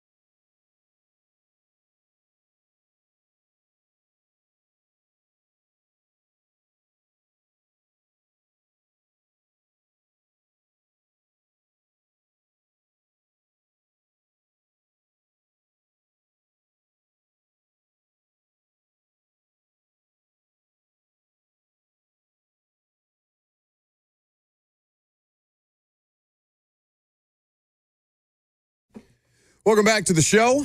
Fueled by Hetty B's hot chicken. What? I don't know why it's like it's good. On your mark, letter said, "Let's go." You screwed that up. I don't know why it sounds cheesy to me though. It is cheesy. Just a little. He is cheesy. His little sounds. Little. It's like Sugar Hill Gang. Like when Sugar Hill Gang came out, they were like one of the first popular rap groups, but they're like, have you ever went over to a friend's house to eat, but the food just ain't no good? Like, it sounds corny, but back then they were like, this dude's really spitting. It sounds like Kids Bop-esque. No, I don't think anybody in culture at the time was looking around at Will Smith and say, this dude's really spitting. I think you're all the way wrong. I think in the time they were like, I think real rappers were mad that he was so popular. That's the whole reason Eminem said. Wait, popular. That doesn't mean he's good, right? I think he was. I'm going to look up his awards. Hold on. We can have a debate. Again, about this. awards does not mean that you're good. Josh Allen is an MVP. Okay, I'll pull How up do you his feel about billboards. that? I'll pull up Josh his Allen, billboards. famously not a good quarterback. Yeah, what are you just talking terrible. about? Maybe not the best, is what I should say. I'm glad you're here, buddy. I am. We've spent more time on Will Smith and Leo DiCaprio than we have on anything else today, but I think that the Titans and the duo situation, the best duo on the roster. Who's a better duo on the Titans roster? Is it Xavier Woods and Amani Hooker? Oh, I can't believe that's the first one that came to mind for you. Tony Pollard. Oh, I'm just thinking of positions that operate in duos, right? Those are two quality players, though. Xavier Woods is a good player. He just got here. And Amani Hooker is an established player. He's one of the best players on the football team. The corner pairing. Yeah, I mean, you hear your options, right? I guess Woods and Hooker are in there. Pollard, Spears, Jeff and Sweat. Ridley, Lockett. Who you hope it is, if you're a Titans fan, is Cam, Calvin. I think that, when I think best duo in the NFL, I think Joe Burrow, Jamar Chase. I'm thinking positionally. Like, I'm thinking Sweat and Jeff. I'm thinking two players at the same position. I think it's just two players that work in tandem together. No, to me that's not. That's Higgins and Chase, not Burrow and Chase. I mean, to me, it's two players that impact a game. I mean, aren't we doing this all based on that article of the best duos in the National Football League? And aren't Jamar Chase and Joe Burrow right at the top? Like, to me, it's just two players that impact a game as a tandem. And for me, quarterback-wide receiver duo rises to the top of that list. And the hope is Cam Ward and Calvin Ridley can form that this year. But you know who it might be for the Titans? It might be J.C. Latham and Kevin Zeitler on the right side of that offensive line. Why? Why? Why what? Why might that be the best duo on the Titans? Why do you think that? If J.C. Latham takes the year two leap that he will be expected to take in 2025 in a position where he is more comfortable shoring up a spot that has just been a nightmare for this franchise, next to a tried and true, proven veteran right guard in Kevin Zeitler, having that security on the left side of the offensive line, right, to me, could be worth calling them the best duo on the football team. Although the F&M Bank chat is throwing out, it's all over the place. Richie says he's going to go with Sweat and Simmons. D Squared says this is a silly exercise, and it's Jeff and Sweat unquestionably. Well, this the only is a reason silly exercise, but I'm going to contribute. Yes, here's my answer to your silly exercise. I think you he's saying fools. it's a silly exercise because it's so obvious that it's Jeff and Sweat. It should be obvious that it's Spears and Pollard, but it's not because Tajay has concussions. And Tajay's availability was impacted by his health last year. I think that Tony Pollard has an argument for the best offensive football player on the team.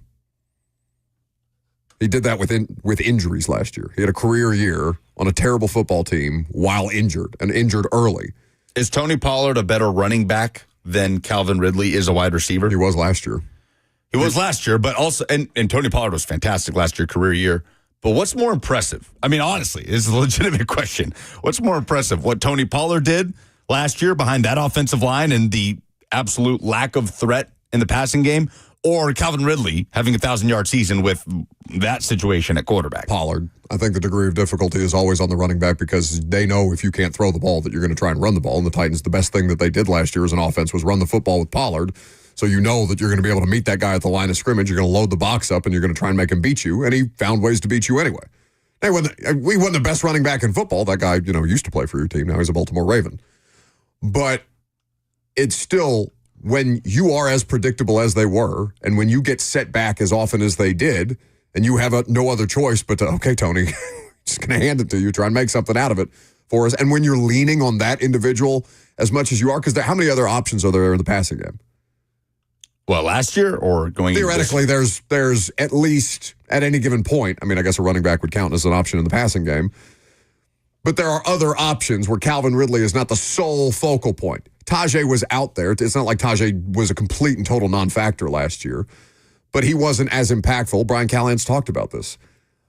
Sweat and Jeff is what you hope, but I don't know. Sweat has an incredible ceiling that you hope he reaches. He hasn't reached it yet.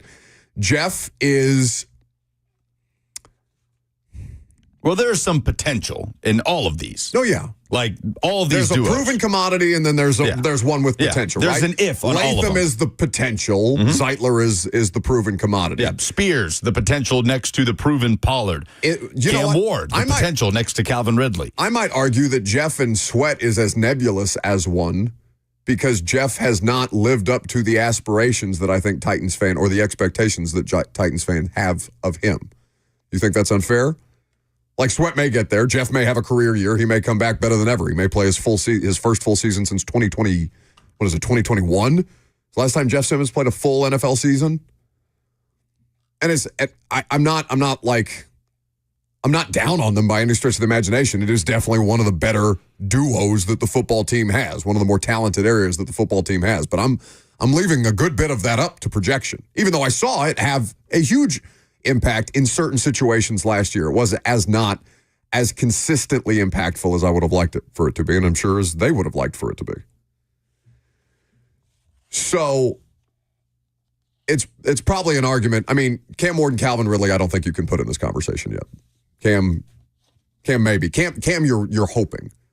And I guess you're hoping for Tajay, you're hoping for Sweat, you're hoping for Latham, that they turn out the same way. But Cam is way more of a projection than any of those guys, because Cam hasn't done anything yet. Yeah, he is the least proven commodity. So it's between, to me, Pollard, Spears, Sweat, Jeff. And Jeff and Sweat are probably better at what they do. They are, based on last year's sample size, than what Pollard and Spears were able to do together. Even though Tony, I still think he's the most impressive individual player on that offense last year. Jeff and Sweat probably have the biggest opportunity to impact games because of what they might be lacking on the edge. Like, there is such a big need for the Titans to be able to affect the quarterback from the interior of the pocket. And that means Jeffrey Simmons getting back to the Jeffrey Simmons that he was in 2021 and being healthier and more available, and T'Vondre Sweat taking another step from what he did his rookie year. And to Jeff's credit, that's what this whole new look physique is about. He's trying to be lighter on his feet. He's trying to find ways to be more impactful. He's trying to be more, I mean, it's tough to say he's trying to be more available when his elbow blows out, and there's nothing he can do about that necessarily, beyond wear a brace and miss a couple of games and then come back and try and gut it out for the rest of the year, which is exactly what he did, and that's what you expect him to do, to his credit. It's a lot of projection. I don't know where, like, is Sweat ever going to be what Jeff is as a passing game, as somebody who impacts a passing game? Probably not, but he can be pretty close. He's an incredible athlete, and we've talked about that with Brian Callahan, with Denard Wilson, with Sweat. For anybody at that size to be able to move as well as he does, not just as a collegiate player, but he showed plenty of it as an NFL player last year too. The thing that's also interesting, they got Sweat, or rather they got Jeff involved last year in tight end packages. You think there's any momentum on that for Sweat? He has one touchdown in college as a Texas player? Sweat does? I think he does. Yeah, I think he has one. I had somebody ask me if I thought they were going to get Sweat involved in tight end packages like they did Jeff this year, which may help their duo potential if they're lining up in two tight end sets. That would be wild. That'd be a hell of a goal line package. 615-737-1045 is the number. The most accurate quarterbacks when kept clean. Warren Sharp has some good statistical analysis that we're going to dive into. I'm Buck Rising. It's 104.5 The Zone.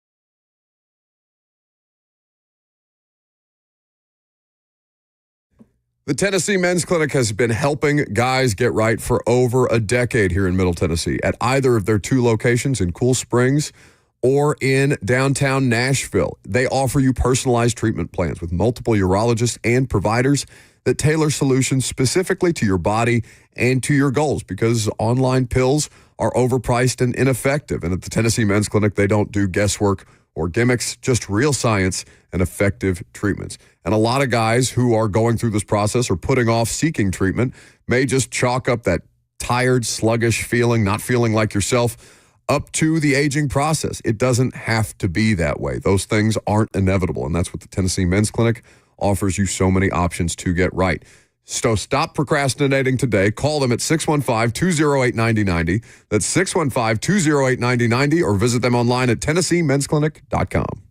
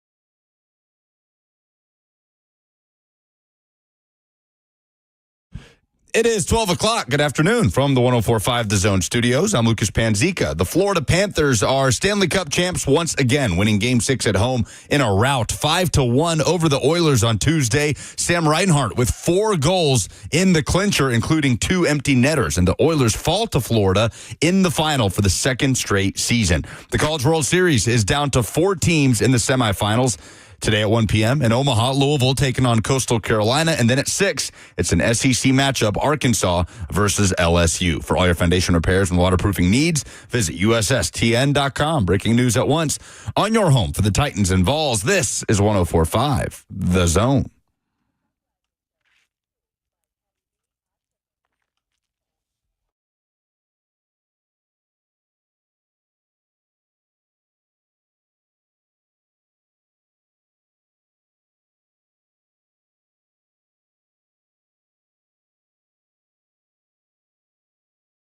Now, June is typically associated with lists when it comes to sports talk radio, but this is a list that is intriguing that Lucas didn't want me to look at before we started the final hour. Welcome in, Robert, Lucas, and me. With you until 1 o'clock. 615-737-1045 is the number if you want to jump in there. We've got some Titans to talk, and we'll get you ready for another NBA Finals game in just a little bit. But what is the list? And why did you not want me to look at it? And how does that serve the audience? Well, Please tell me. Curious for both of y'all, who do you think was the most accurate quarterback when kept clean in the 2024 regular season? Who would you guess? The most accurate quarterback when kept clean. Why do I want to say Aaron Rodgers? No. I'd go with Jared Goff. Ooh, that's a good one. Closer in age to Rodgers than Goff. Closer in age to Rodgers than Goff. Like this Geno quarterback. Smith. Not Geno. This quarterback is very close in age to Rodgers. Flacco? Kirk Cousins. Okay. Most accurate quarterback in the NFL last year when kept clean. And a sample size. So what's the Geno was requisite- number 2, by the way. What's the requisite sample size here?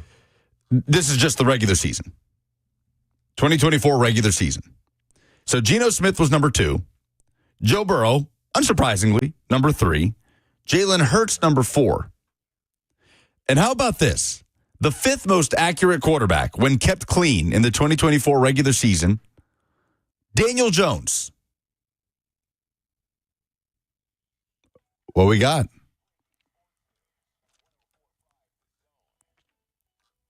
The Ravens sniped everyone. This has not even been reported yet. The Ravens just tweeted, "Got him," and it is a picture of Jair Alexander signing a contract next to Lamar Jackson. So the Ravens signing Jair Alexander. Now, I didn't ever think... Yeah, how about that? Breaking their own news. How often does that happen Very anymore? rarely. Very Yeah. rarely. Hopefully it's an April Fool's joke and I look stupid.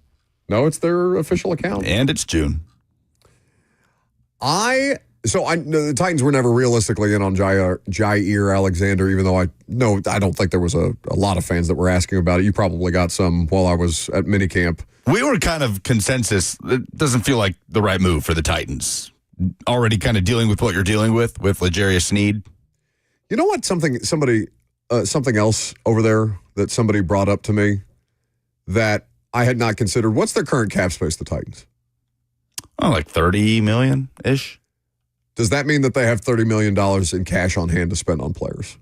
I mean, no, that's the cap. That's just like technically what they would have available to spend if they wanted. Like they would be allowed to spend. Do you think that the vast majority of fans discern between those two things? Like Probably not. If you're a fan and you see that your football team has $30+ million in cap space, you're probably making the assumption that your team has $30+ million to spend on personnel acquisition. Yeah, I would say every fan in the NFL would make that assumption. Okay, which is a fair assumption to make. That is not the case in Tennessee. This is not an organization that is overwhelmingly cash flush. The stadium situation has added a billion to her net worth just by nature of them breaking ground on it, but they're not. I mean, they are making money on season ticket sales and PSLs and things like that. But obviously, they're still undergoing the payment of the stadium. They're still paying off the various contracts that they probably aren't thrilled about, a good deal of them from last year.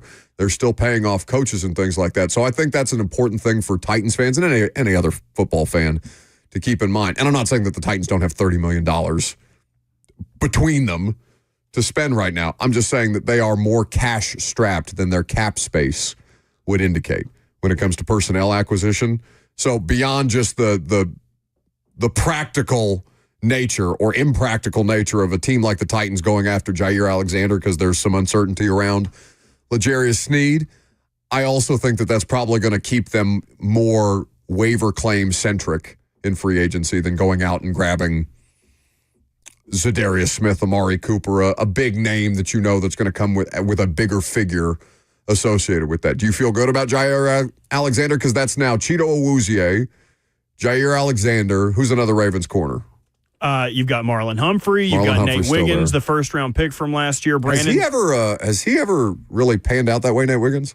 He had a good rookie year. Okay. Had a couple dropped interceptions, but like his big thing is staying in the hip of someone. So like he's a really good man corner, really good speed. So and he was on the I would say not the primary side. He was not cornerback 1 in position last year. So losing Brandon Stevens, they needed some depth. I'm interested to see what the contract is. He had some offset with what Green Bay cut him for, so I wonder if it's when they signed Cheeto signed for the veteran minimum because he had offset language with the Titans where he was already going to be paid. I wonder if that's something similar with the Packers. I would also expect them to sign him using void years, which they and the Philadelphia Eagles have shown a propensity to do with high-level players that you can't necessarily afford to pay this or next year. Ari Myrov tweeted yesterday, Lamar Jackson told general manager Eric DeCosta to go get Jair Alexander. Today, the Ravens got Jair Alexander. Former Louisville players. Yeah, they played at Louisville together. Right. They were in the same draft together. Yesterday was right. Lamar's first media availability on their first day of mandatory minicamp. And yesterday? Yes. They had extra dates of training camp, and they started earlier than everyone else, and their mandatory minicamp starts later than everyone else. Wait, why? Just the way their schedule works out. I assume it had to do with the weather in Baltimore where it's super muggy. Maybe they wanted to avoid some of that. Okay. I'm not sure. But this week is their mandatory minicamp.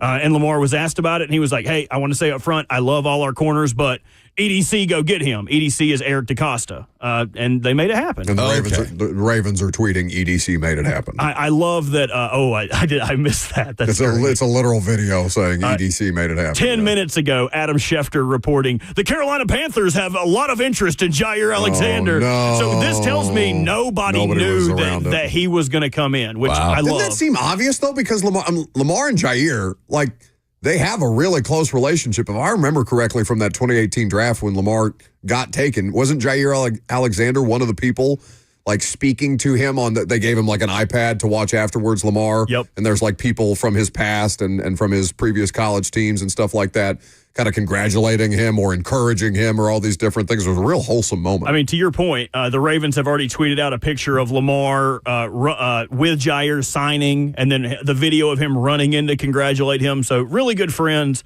And the Ravens have kind of done this for Lamar the last 3 off seasons where he said, they go to the meeting, they send a sign of the contract. Who do you want? He says, I want Odell. And despite the large contract number, which was like a $15 million salary cap hit for a void year, they had a void year that was worth that much. So they made it happen. He wanted D-Hop this year. They went and made it happen. So he wanted Derrick Henry last year. So they find a way to give him the things he wants, which I also appreciate. I want to see them win a Super Bowl. God, who are you telling? I know no one else listening to the sound of our voice agrees with that, but it would be a lot of fun. But I am so tired of seeing Josh Allen and Joe Burrow and Lamar Jackson hit the Patrick Mahomes wall. I'm so tired of it. And I know that's a lame reason, because if you want to be better than the best, then go out there and beat him. And it's not just beating him, right? It's beating that defense who's been excellent for a long time as well. It's beating Steve Spagnuolo and Andy Smith. It's no small thing. And I know that you shouldn't just this is my version of give Josh Allen the MVP because Lamar's already won it a couple of times.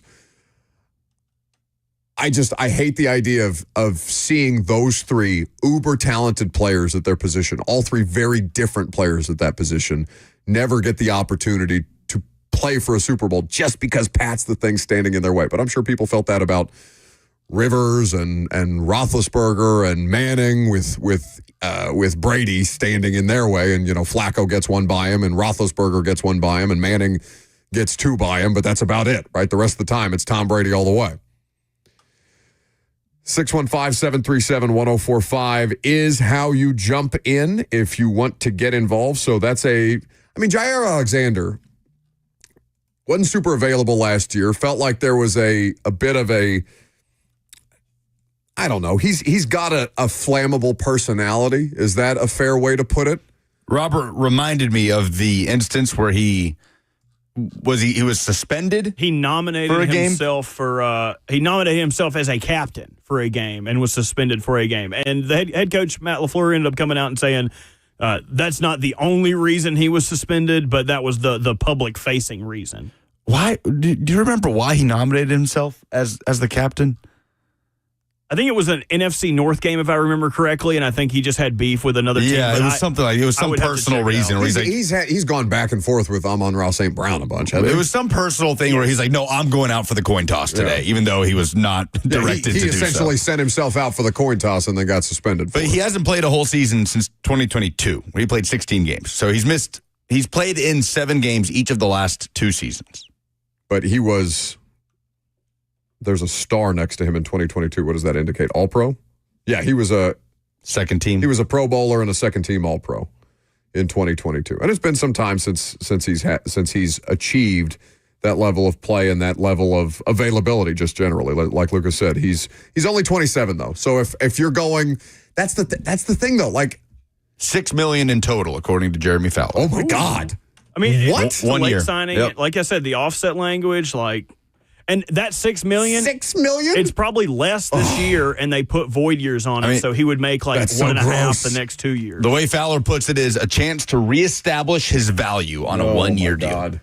And I asked Blaine Bishop about this. Did he train Jair? He talked with Jair. Blaine it's one of the two. Blaine has been involved in a lot of defensive backs preparation for things like the draft and stuff like that. And Blaine obviously speaks to players coming up through the ranks of the pre-draft process and things. When he was on with us, I didn't get the chance to ask him, but as he was coming off the air, I asked him if he was going to play. Do you think even with his health, he's primarily still an outside corner? Do you think he would play some nickel? Would he play safety? He would never play safety, is what Blaine says. He is either a cornerback or nothing, and the size doesn't really help him to come down and tackle, and that would also hurt his durability. But he said he would be able to play in the nickel, would able to play outside, but outside is probably his best place unless the Ravens are using a multiple defense. And now the Ravens have a ton of different guys who can play that nickel spot with Kyle Hamilton, Marlon Humphrey.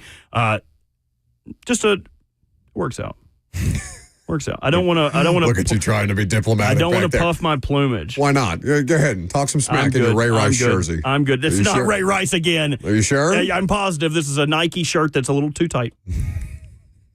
615-737-1045 is the number. So why don't we pick that quarterback conversation back up coming up next, and we can also talk about some under the radar Titans vets. I'm Buck Rising. It's 104.5 The Zone.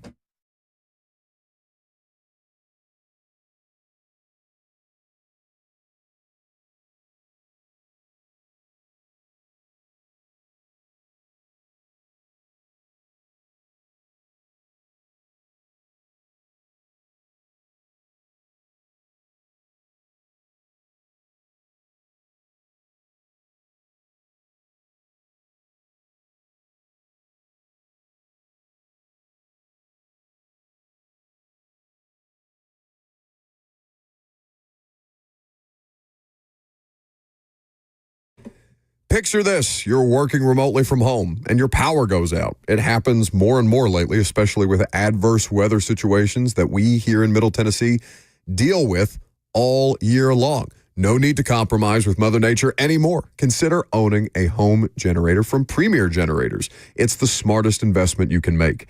Let the experts at Premier Generators help you out. They know their craft inside and out and will ensure the best generator for your own unique needs.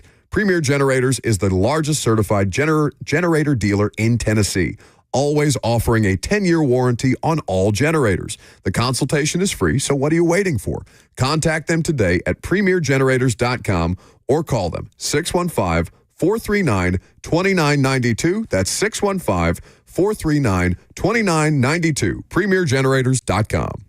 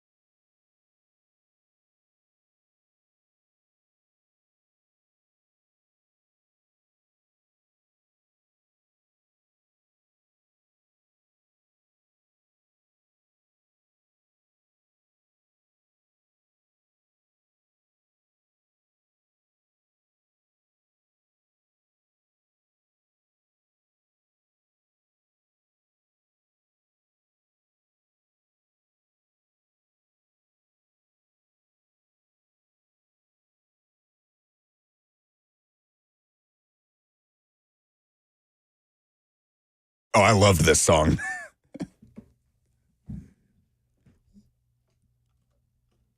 Welcome back to the show. This movie, man. It was a good movie. It was a good movie. It's a good cast. This was one of Will Smith's 2 number 1 hits. It spent 32 weeks on the charts, 3 weeks at number 1. What year? 1998. What? Its debut date was February 28th. This song? Yes, 1998. Oh, I thought, so this is not for the movie Hitch. Oh, wait, this is not getting jiggy with it. I'm an idiot. Okay, yeah, Hitch came out in 2005. Okay, yeah, I'm looking at Still, Switch. that Switch, seems... Its peak position was 7th on the boards, and it was 28 weeks. Hitch was 20 years ago? Exactly. That's crazy. February of 2005. That's insane. Good movie, man. Do you know his other number 1 hit? The Fresh Prince? It's not Miami? No, Miami's peak position was 17th, and it spent 21 weeks on the charts. That's criminally low. His number 1 hit was Wild Wild West, featuring Drew Hill and Kool Moe Dee. That's a good one. That's a good one. It was only 1 week on the We can one. have that coming back for the last break today then? Wild Wild West, sure. I can do that. We love that. Kevin James, just one of his best performances in his distinguished film career. Just keep it right Chuck here. and Larry. Keep it right here. Chuck and Anytime Larry's you up start- there. Oh, Chuck and Larry's a really good You're movie. doing all this. You're doing all this. Just do this. Right here. When I saw Adam Sandler play at Bridgestone a couple years ago, Kevin James opened for him, and I had no idea he was. And I was like, oh, good to see you. I at one point, we're going to talk football at some point, I guess. What do you think Hitch got on IMDb? The 1 through 10 rating. Oh, 7. 6.6.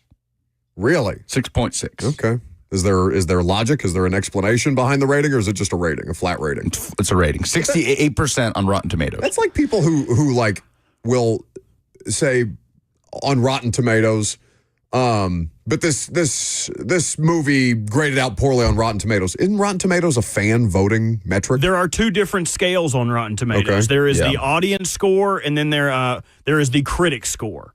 So you can go off people who are verified critics, and it's still easy to become a critic. Sure. But, like, I'm not putting in the work to be like, this movie was shallow and pedantic. You know what I mean? Like, you have to write for a magazine, write for an outlet. I take the IMDb rating a lot more seriously, Okay. even though I have no never- clue what goes into it. Like, people get mad at me when I want to read the New York Times reviews on movies before I go see a movie, as opposed to just, but it got this on Rotten Tomatoes. I don't care what some slap who went to see it in the matinee at 2 o'clock graded it on Rotten Tomatoes. I want to know what actual people who know what to look for in movies think about this thing. Oh, I think we should play the Rotten Tomato movies game one day. It's where I'll present you with 3 movies around a theme, and then you guys guess the score. It's golf style, so the lower score would win when we go through 3 movies, and if you're within 10 points of each other, after the 3rd movie, we'd go to a final golden movie to decide the winner. Can we do that before I go to San Diego for a week in July? Sure. Okay. July's the only time we would actually be allowed. I wouldn't feel bad about doing the movie game. It's not. When have you ever been told that we couldn't do something as a show? No, it's not. I would feel bad for not providing content if there was content to be had. July, I could let it slide. Fun fact, according to IMDb, Eva Mendes was featured in Will Smith's Miami music video. She was the girl in the car lip-syncing Bienvenido a Miami. Ooh, I love that part. And when Mendes mentioned it to Will Smith during rehearsals before shooting Hitch, he sheepishly admitted that he did not remember. No! That's terrible. 615-737-1045. Bracken is in Murfreesboro. What's cracking, Bracken? What's going on, guys? Love the show.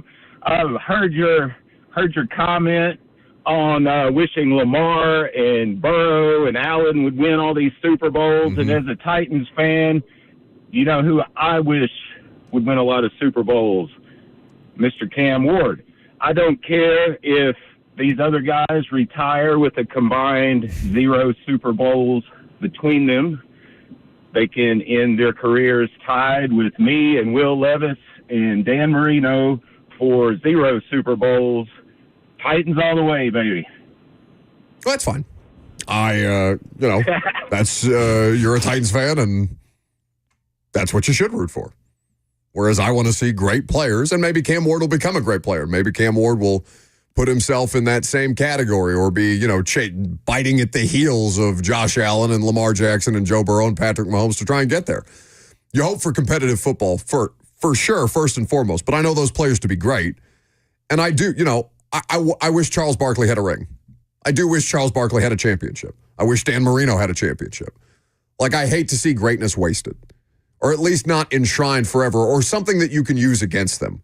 That Dan Marino would never won a championship. How good would Dan Marino? And this is peak June sports talk radio, but like the idea of Dan Marino in a modern day passing offense, as opposed to playing what he did, he would be all over the record books. He would break single season passing records and touchdown records left and right. But if he never won a ring, is that going to be the one thing that people hold against him the way that Shaq does to Charles Barkley on Inside the NBA, where he's talking about, well, where are your rings, Chuck? I've got, Celtic Shaq memes in my background, but where are your rings? I hate that. I totally get why Titans fans wouldn't feel that way. Another fun fact about the movie Hitch. Will Smith suggested Kevin James for the role of Albert because Smith was a fan of the King of Queens.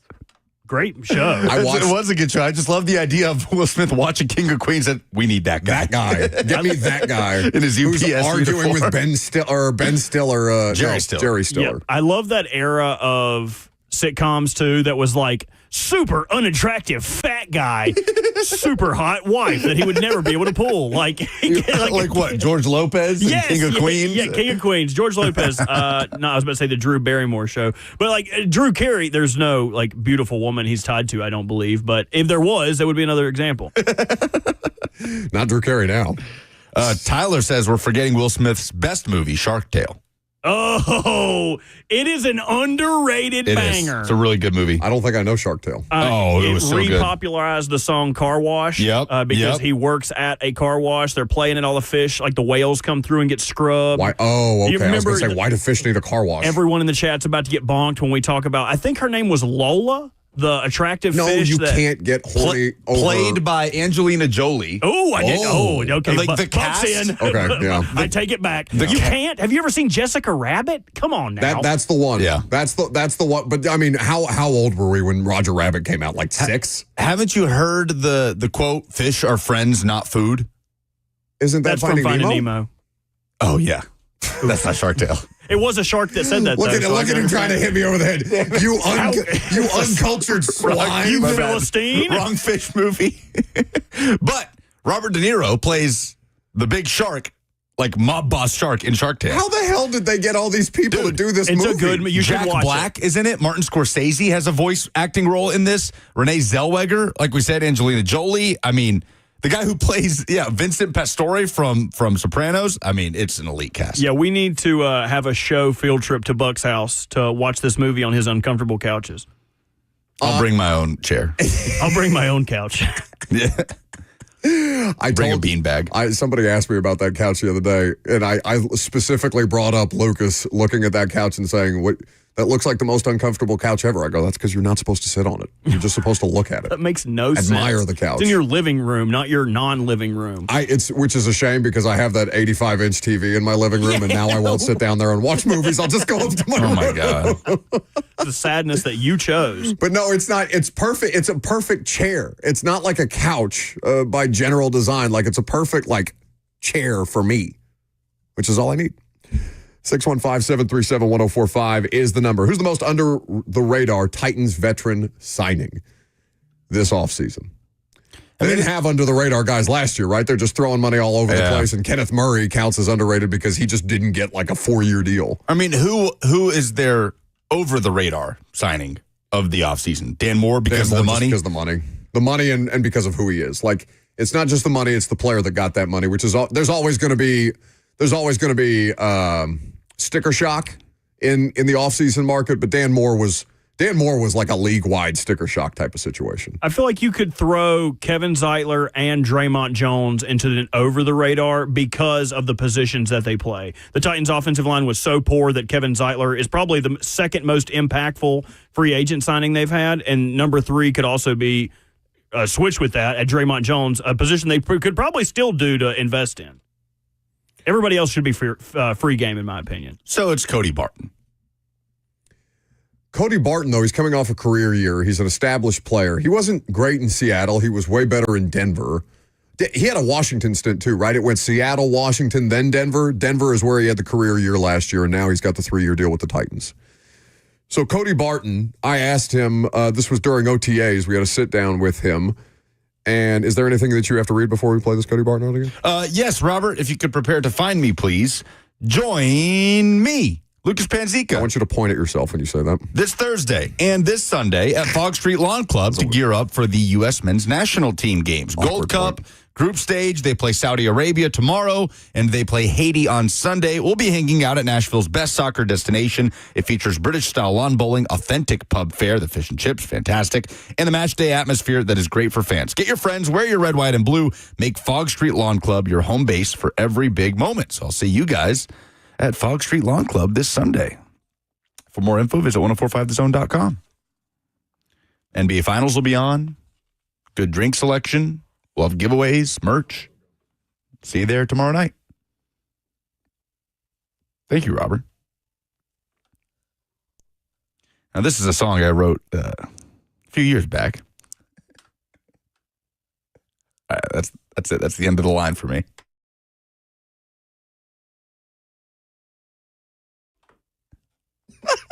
It's called Switch. I said Robert's here while he was doing that. See how long he'll go. Just leave it on. I was like, oh, he's done. And then you're like, this is a little song I wrote. So stupid. We really should not be left to our own devices for 3 hours this way. Yeah, they should really have more sports in the summer. They do all over the place. We just haven't talked about them. Let me hear from Cody Barton, my interview with him at OTAs. You hold on there, Skeeter. I ain't got it ready. What do you mean? But yeah, they came strongly after me, and I'm a big person on loyalty, and I feel like them coming at me was a sign of them wanting me, I tied that to them wanting to be loyal to me, and so that first was the biggest thing for me. Obviously, the money was good, but also looked at the scheme a little bit, and similar to what I was in last year, and that aggressive style just fits me in the way I play. And, all of it kind of came together, and it's kind of, it's been great. So that's Cody Barton talking about why he decided on the Titans. And money matters in these situations, and he's trying to capitalize on a career year. He got a reasonable contract. He intercepted Cam Ward a bunch of times during the offseason program. He's been really communicative out there. He, I think, is helping a really young linebacker group. I wonder if they're not just going to let James Williams try and play his way into this job. Because there's a couple of different players that I'm looking at here. I honestly think Anthony Orji is the second best linebacker on that roster. If you let him go. But if you're trying to get something out of the young guys and trying to get some additional value out of a 7th-round pick that you saw some potential in, James Williams feels like he's going to get every opportunity to lose that job next to Cody Barton. I don't know. I think I have to go with David Benda, the former Texas linebacker, after watching him smash Hot Chicken yesterday at Hattie B's. Just go toe-to-toe. Oh, they took the rookies to Hattie B's. Femi Oladejo. Excellent. Yeah. They took the whole rookie class. It's the one good thing the Titans social media handles done this week. And Femi went up against David Benda, the UDFA linebacker out of Texas, and they were just going back and forth, going bite for bite on shut the cluck up. And Cam Ward was very much the instigator. But I was talking to our friend Anthony at Hattie B's at the meet and greet yesterday with Titans play-by-play voice Taylor Zarzer, and he said it was impressive. How was that? It was a good time. Good time. Great to catch up with Taylor and hang out with awesome people like the fine folks at Hattie B's. 615-737-1045 is the number if you want to jump in. There's also an all-decade team, an all-quarter century team. So 25 years. If I asked you how many Titans made the all-quarter century team on ESPN that includes guys like Peyton Manning and Tom Brady and Patrick Mahomes, how many would you say? So that's the last 25 years. Okay. So the whole time the Titans have been here, basically? Literally the entirety of the Titans' existence. I'll go with how deep do they go on positions? Yeah. Is it 3 running backs, 2 running backs? I've got 3 quarterbacks. I've got, 1, 2, 3 running backs. I've got a fullback, 6 wide receivers. I've got 3 tight ends, 2 left tackles, 2 guards. And so they've done it by left guard, right guard, and center. So 2 left guards, 2 right guards, 1 center, 2 right tackles, 4 pass rushers, 3 defensive tackles, 1 nose tackle, and 5 linebackers. I'm going to go with 2. Who would those 2 be? I would say Derrick Henry and Blaine Bishop, so he doesn't clothesline me in the hallway. I think Blaine is slightly out. No, Blaine wouldn't be outside the window here, but as a player, but he's not on this list. Does Julio Jones count as a Titan? No. Well, they have him here listed Doesn't as count. Titans on his resume, so that shortens the list slightly.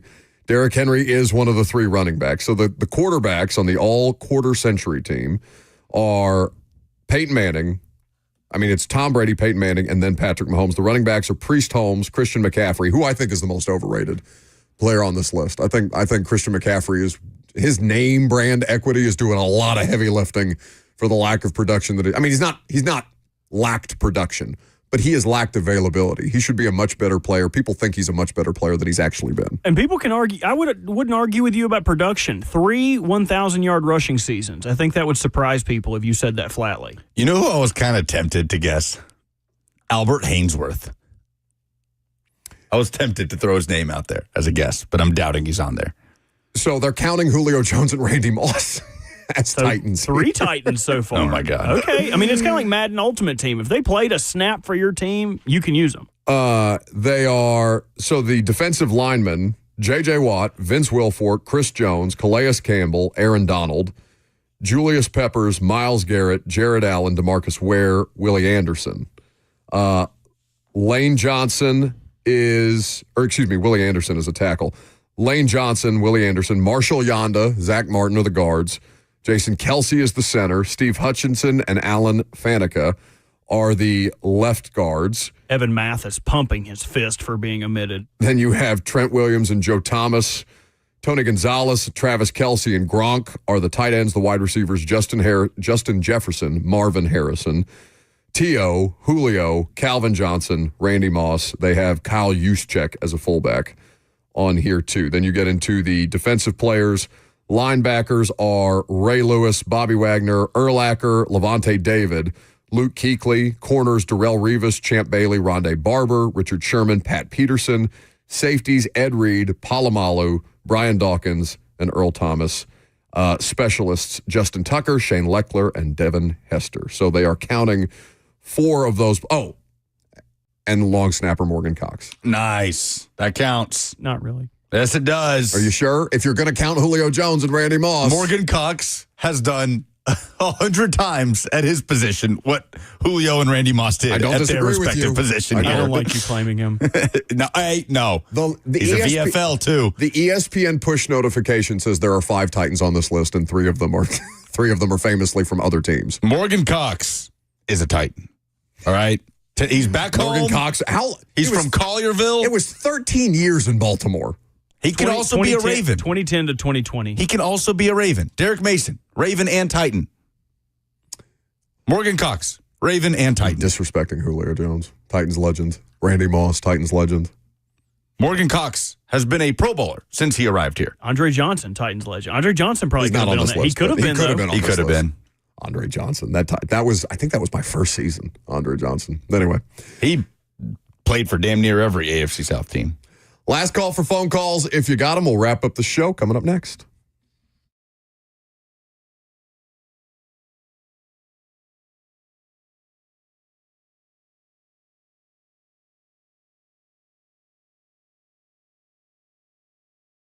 Make sure your financial house is in order, and make sure that you've got the experts to walk you through that process, to help guide you and to offer you sound financial advice. That's Trajan Wealth, and they've been doing this for so many appreciative customers, because a lot of people will spend as much time planning for their retirement as you do planning for your upcoming summer vacation. Call Trajan Wealth today and plan your financial future like a dream summer getaway. They will go above and beyond for you. Preparing you for the future means having a good plan and making smart investments. Trajan Wealth offers tactical investments that focus on long-term core capital preservation. So give Trajan Wealth Give Trajan Wealth a call today to learn more. And if you're interested in wealth management that's designed to protect, maintain, and expand your financial portfolio, Trajan Wealth does that as well. They've got 2 locations here in Middle Tennessee, Brentwood and Franklin. The number is easy, 615-270-5000. That's 615-270-5000, or online at TrajanWealth.com. Advisory services offered through Trajan Wealth, LLC, an SEC-registered investment advisor. This is a paid advertisement.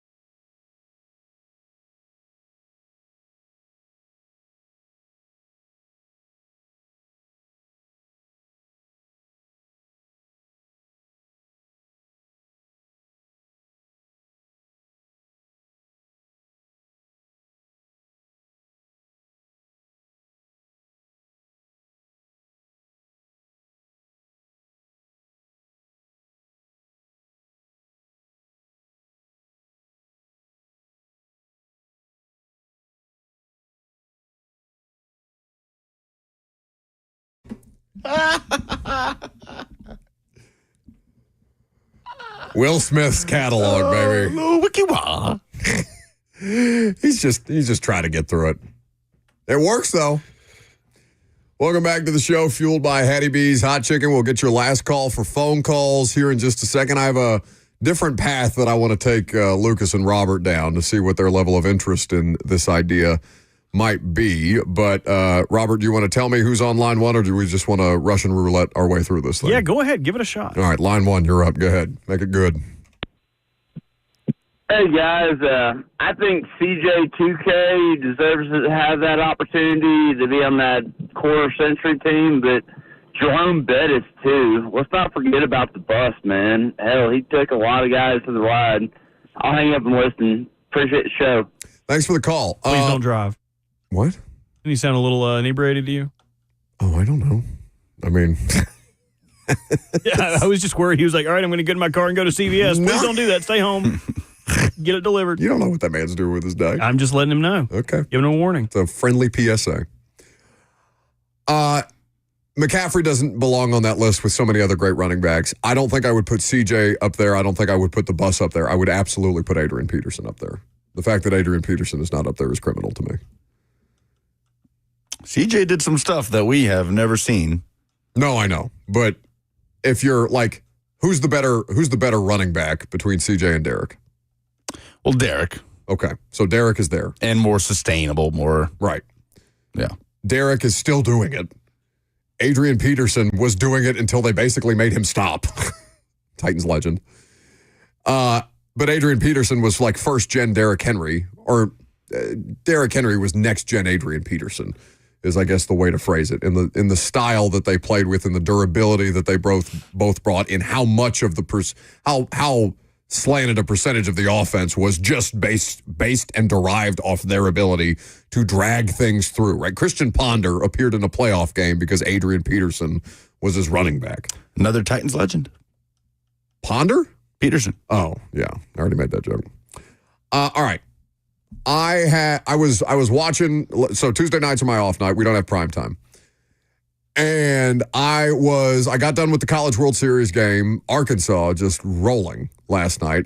Stanley Cup was over, and it was late night. I was scrolling. I actually landed on an episode of King of Queens because I'm just looking for things that I need to watch because I'm paying God knows how much for a cable package, and I probably never clicked on 90% of these channels. So King of Queens is what you landed on. Yeah, I ended up on some, well, but that's the path that we're going down. So basically what I'm saying is I'm randomly flipping through channels. And I landed on a replay of the Westminster Dog Show. Okay, have you all ever watched the Dog Show? Yes, I have. No, it's an electric factory. I did not realize that they had like actual broadcasters on the Dog Show. Like Fox broadcast this Dog Show, and they have Jenny Taft reporting on the Dog Show, and they've got Chris Peterson, the broadcaster? He does NFL games too. It's Chris something. I'm blanking. It's maybe not Peterson. Chris Peterson is the that's the former Washington and Boise coach. Chris Peterman? I don't know. There's a Chris Peter something who I recognize from NFL broadcasts who's been doing it for a long, long time. Anyway, I was watching the Dog Show and I was entranced. And maybe it was the gummy, but maybe it was the Dog Show.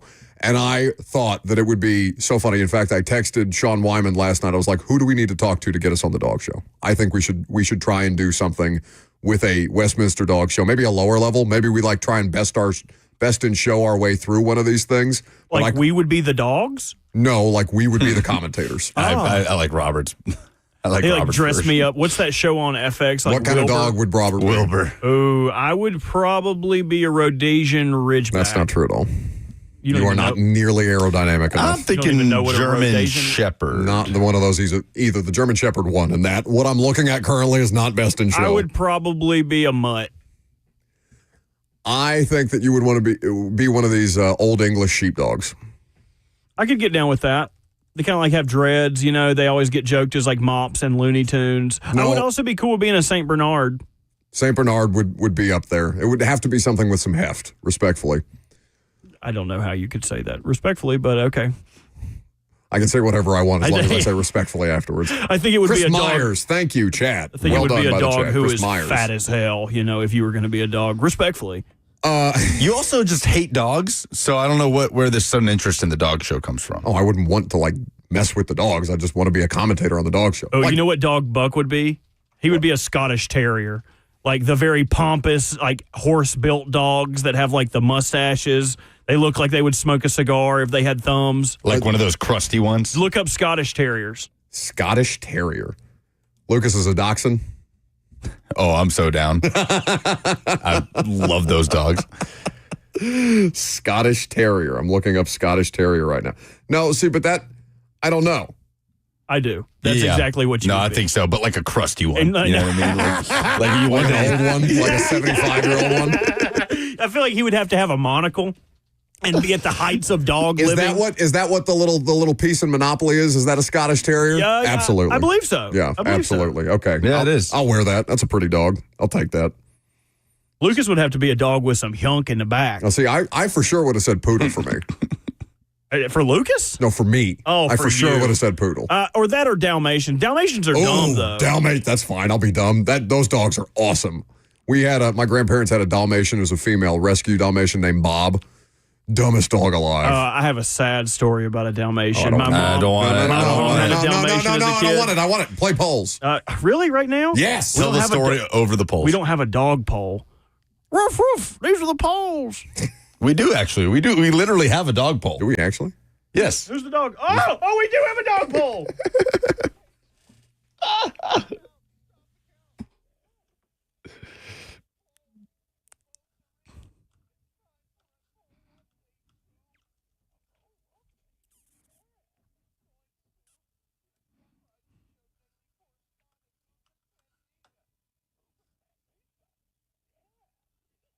Lucas would be a corgi because they have big butts.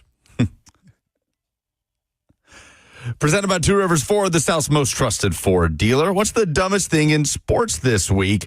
Many submissions. Hunter, Kenneth saying, your opinion of the Cam Ward documentary. Buck. Well, that's fine. They're entitled to their opinion, and my opinion is go win something. You better have more wins as a quarterback than you do parts in your documentary series. You know the documentary is not about his NFL career, correct? Which is even dumber. Why are we making documentaries about people who have gotten to the pros and haven't won anything yet? You watch the Johnny Manziel doc? No. It's pretty good. Which Nashville team is further away? Like, there are stories outside of NFL. Like, football happens outside of the NFL. Just so you're aware. Isn't the whole thing about him becoming the number one pick in the NFL draft? Yeah, it's every stage. It's from what zero does that accomplish stars other to than, okay, you and his Jamarcus college Russell. career to being the number one overall pick. Six-parter on Jamarcus Russell next. Oh, look at you. Look at you. So stupid. Just sitting in your dumb opinion. That's fine. Which Nashville team is further away from championship contention, Titans or Preds? 55% say Preds. Yes, I would agree. I'm surprised it's that the margin is that small. I am too. I mean, both are Titans are bad, very far. but like Preds are directionless. Both are very far. Tyler says, Buck, I'm all for people getting their bag. Also, Buck, why the hell are you accepting this bag? No, I've got no problem with the money. Like, I'm not mad at him. I'm mad at who is this for? Well, it's the comparison to the Levis Mayo thing that's dumb by you. Like, they have nothing to do with one another. The Levis Mayo thing is, look at me, accomplished NFL quarterback, selling you mayonnaise, whereas this is just a Without story. accomplishing anything. Yeah. This is just a story being told about what he has already accomplished. It's not like there's cameras following him around for his rookie season. It's making a big deal out of his path to the NFL, and it's a compelling story, but that story has been told a million times over, and I don't need a 6-part documentary on it. Neither does anybody else, otherwise it wouldn't be on a free streaming platform. I don't watch it. Who is the Titans' best on-field duo? Karen says Simmons and Sweat. Yeah, probably. Yeah, I love Christopher going, definitely McNair and Eddie George. He's going all the way back. Jesus. Randy also says Simmons and Sweat. So multiple. Austin says the same thing. Almost unanimous. Okay. No love for Tajay Spears, huh? Do the Pacers have a chance to force a Game 7 if Tyrese Halliburton does not play tomorrow? 81% say no chance. So. No, I think it would be a shame for that final series, as fun as it's been to end that way, just because Halliburton got hurt. But, sometimes that's just how it goes. It's like Klay Thompson tearing his Achilles in the finals a couple of years ago. I hope he plays. I don't want this. Like, the Stanley Cup final got off to the most electric start imaginable. One overtime game where it's just an absolute shootout. The second game somehow one-ups that with double overtime, a 5-4 finish. And then it just kind of, towards the end, Panthers, just clear-cut, better team. I don't want the NBA finals to just come down to a whimper where Halliburton's banged up and then the Thunder just smother the Pacers again and win by double digits. No, I'm telling you, I'm legitimately upset at Rick Carlisle for not starting T.J. McConnell over Tyrese Halliburton, even though I guess he probably would have gotten some blowback, but Halliburton can't play right now. Those are the polls. That's the show. Thanks for hanging out. We'll do one more prime time tonight, and then we're all off tomorrow. Cumulus has a corporate holiday tomorrow, so none of the shows will be on. The next time that we will be back with you will be Friday morning. If you're getting the day off, have a great one. If not, still Friday.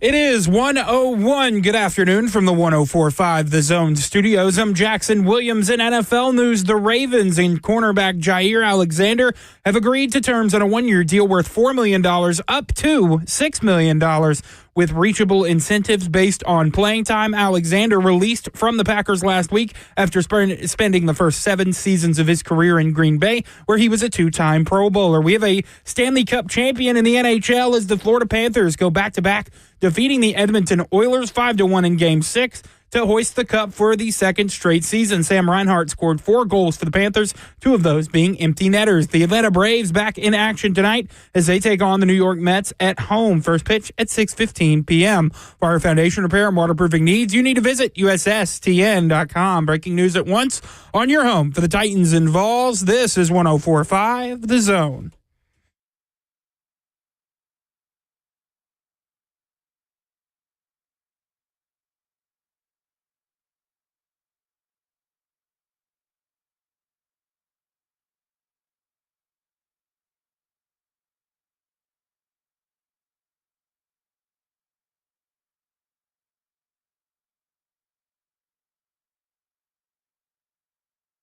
Cover 2 with Blaine Bishop and Zach Lyons here on 104.5 The Zone, powered by all 4 Seasons Garage Doors. 615-737-1045 is the number. We want to hear from you. We got 2 different questions about SEC coaches. Who's on the hot seat and who's under the most pressure? Because that sounds like 2 different things, but those are technically 2 different things in my opinions. And look at this. Josh Heupel, ice cold butt. His butt is ice cold. But he's under some pressure because he has to figure out, with this quarterback situation, did he make the right move with Nico? Did he make the right move going to get Joey Aguilar and riding with this crew? He's under pressure. That won't translate to whether or not he is fired. But I do believe that there is a difference between pressure and hot butts. Like, who has really got some butts on fire that really needs to win and get a winning season and make a statement this year, or they're out of their program and all that kind of stuff. Some of that overlaps, but I do think there's a difference. Just in the SEC, right? Just in the SEC. Oh, yeah, no, it's a difference, yeah, because it'll get ratcheted up, and then that will then turn into you're possibly going to be ousted. Yeah. And one doesn't lead to the other. So, it may then run you to being on the hot seat, but you'll get another year. Right. So, I would agree with that. Yeah. Heupel, man, this one here, if they get this quarterback wrong, they're Jackson. Man, I don't know. That one there could put him on the hot seat. Yeah, so I kind of did it this way. So ride with me here. We'll go through this real quick. Let's talk about hot butts. Who's on the hot seat? I got 5 different tiers. I got your butts on fire, some warm butts, some surprise butts, disaster butts, and ice cold. Ice cold butts. You came up with this idea about all these different butts temperatures. He did not participate in this whatsoever when I was going through this. I was a little disappointed because this seems right up his alley, all this butt talk. I wanted you to be surprised by my pontifications on the show today. There you go. Oh, my. Okay, so let's do this. Ice cold butts. Obviously, guys that aren't on the hot seat whatsoever, in my opinion. Let's see if you agree. I think we can agree on most of these. Mm-hmm. Kirby Smart, Steve Sarkisian, Lane Kiffin, ice cold. Mike Elko of Texas A&M, I think he's ice cold. He came off a good year last year. I think he's ice cold. Josh Heupel, ice cold. Just a butt. Now under pressure, but just his butt. And Eli Drinkowitz from Missouri. Would you say that all those guys are safe no matter what happens in 2025? That would be the question.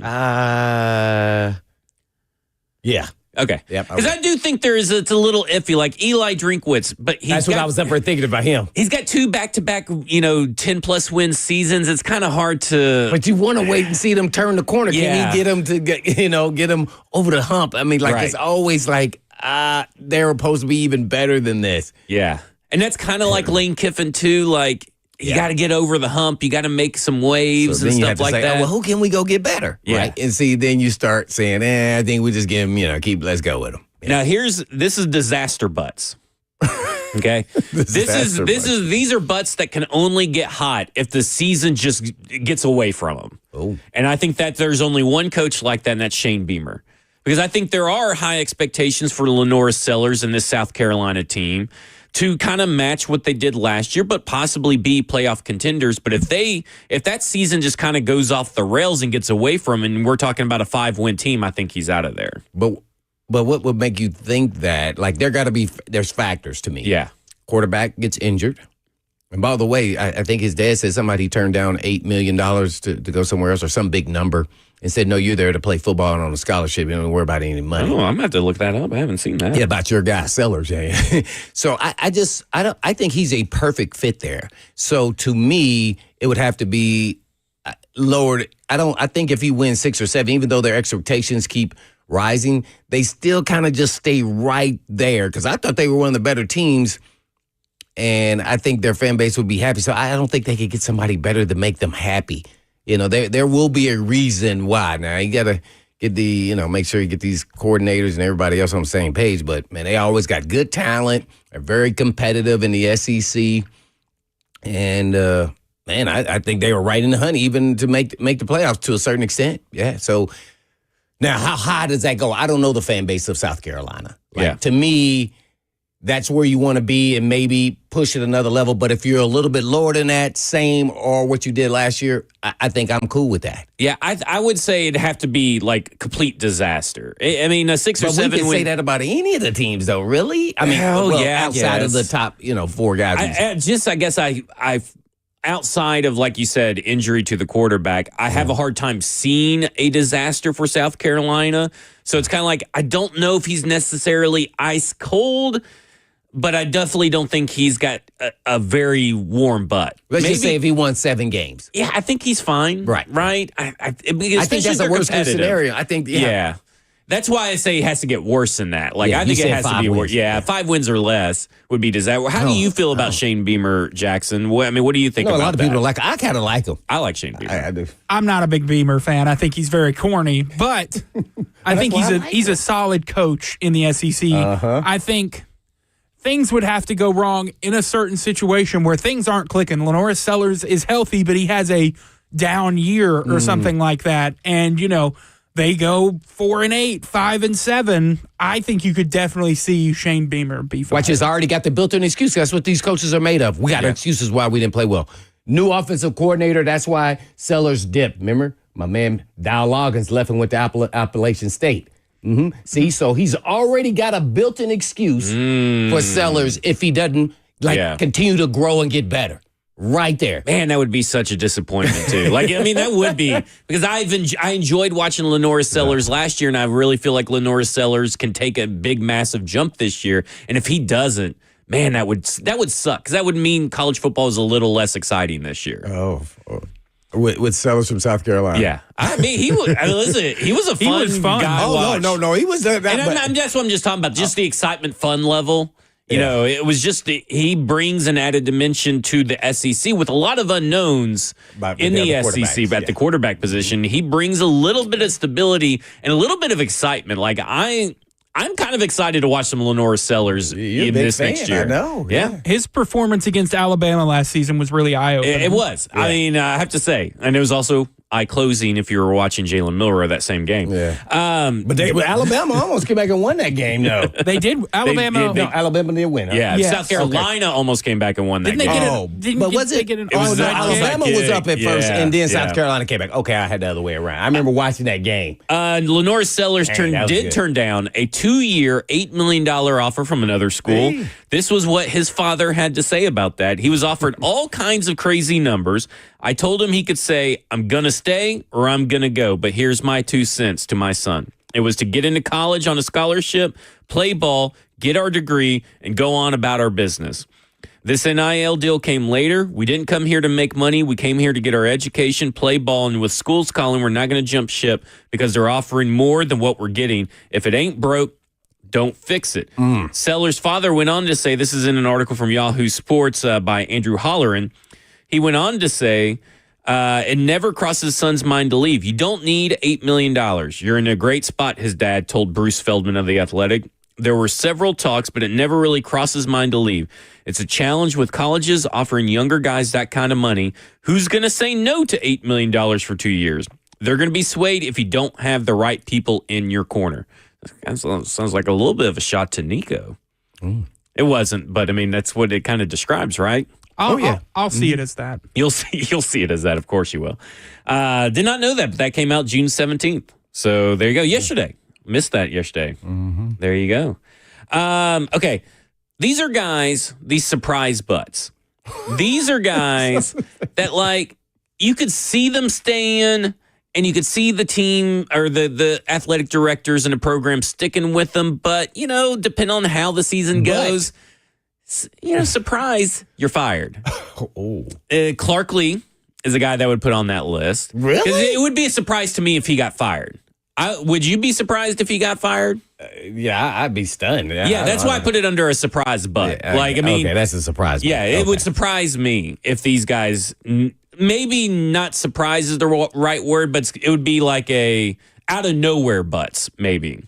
Clark Lee would be an out of nowhere butt. Because I don't see them actually doing it, but you never know if, all this talk from Diego Pavia and you go out there and you get 3 wins, you don't know what they'll do. I think they're very dedicated to it, but you just never know with these athletic programs sometimes. I would put 100% that he won't get fired regardless of whatever happens this season. Gotcha. So it would be a surprise, though, if he got fired. Yeah. And so surprise butt. Yeah. Your butt would be surprised. Yeah, it would be surprised. Yeah. Jeff Levy. So would his butt be surprised. His butt would be too.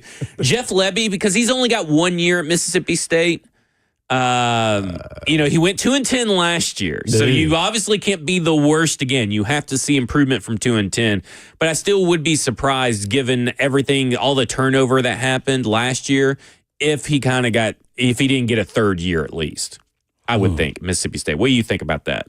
I don't know, because I just don't know what's the stress level there at Mississippi State. You would think that this wouldn't happen. Yeah, but man. He's got to get 1 more year, but they can't win 2 games. If they win 2 or 3, if they do that, he's gone. You at least have to double that. Yeah, he has to win 5 games. Or something. I think so. Yeah, he's like the opposite of Shane Beamer. Shane Beamer would have to lose 5 games or less. He needs to win 5 games or more. Jeff Levy, what you got on Jeff Levy? Are you expecting them to be much better, though? I don't know. I don't know really what to expect from Mississippi State. I think they're they have to be better than that, right?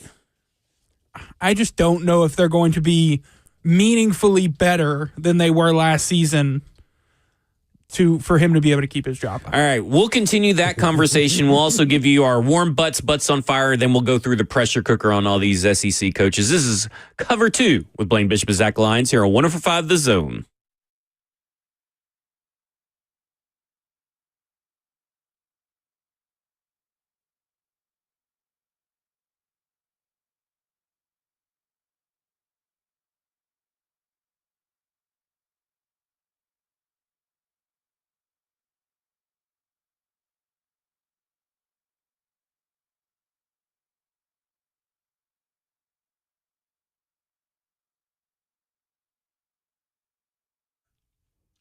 There are a lot of diagnoses out there, and there's a pill for everything. But not all diagnoses are accurate, and not all pills are good for you. Hey, it's Blaine Bishop, and when you get a diagnosis for a European auto repair, get a second opinion before you make a major decision. And Eurofix is the home for second opinions. So before you spend hundreds or even thousands of dollars on European vehicle repair from a diagnosis, go to Eurofix. It could not only save your vehicle's life, but could actually save you from a lot of stress that could ruin your freaking weekend.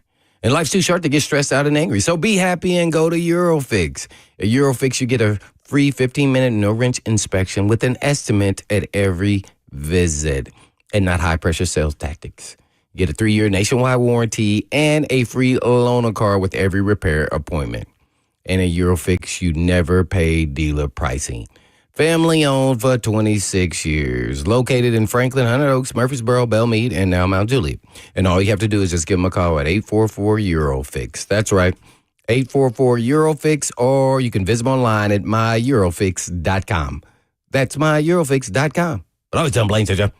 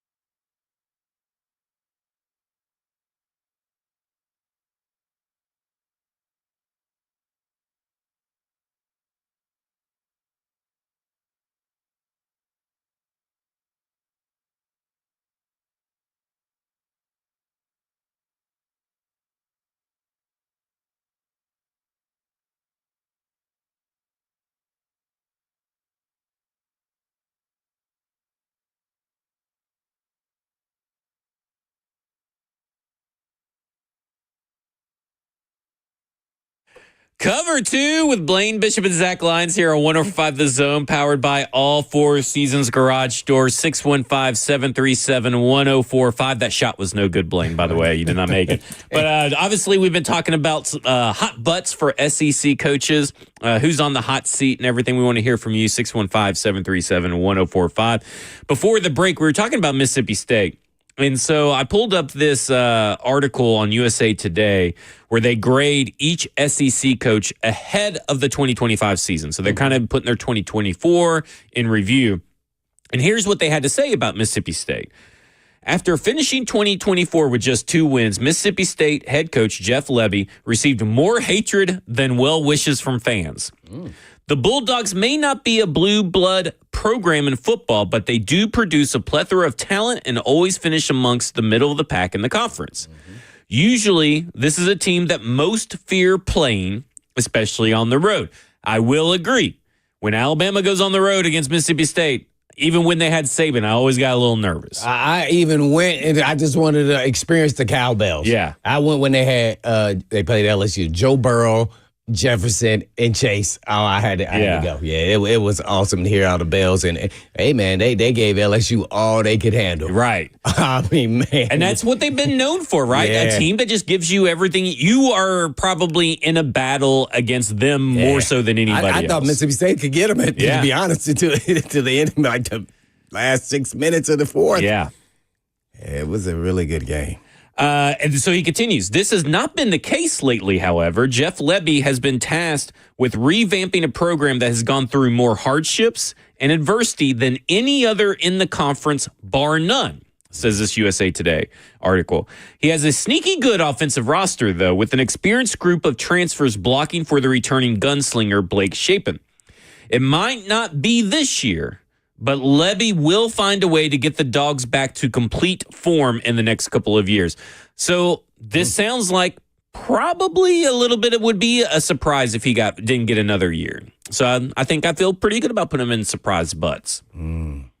What do you think after hearing that? Yeah, I still think it. Yeah, they got to get to competitive and 5 at least. I just I think that can all change. Now, here's my sticking point: is okay. Is this the coach telling the writer this information? Well, this is from Aggies Wire, so part of USA Today. So this one is actually by a Texas A. They cover Texas A&M. So I don't think so because they talk about all the coaches. So that's this Texas A&M, I guess, analyst assessment of the situation. Right. Well, but they all talk and they all communicate. And so, that's why you always got to, figure out where the narrative is coming from. That's what I was really getting to. And so, who else do they want to go get if it doesn't work out? I mean, what's the coach's name? Jeff Lebby. Lebby, yeah. Lebby's a solid coach, at least as a coordinator. And so we shall see, can he, be the head guy in his second year? So let's see. But I think if they look like how they looked this past year, I think they will. Listen to that. Yeah. I think their expectation is we are supposed to be right there in the hunt, in the middle of the pack, and always upsetting a team or two here or there. Yeah.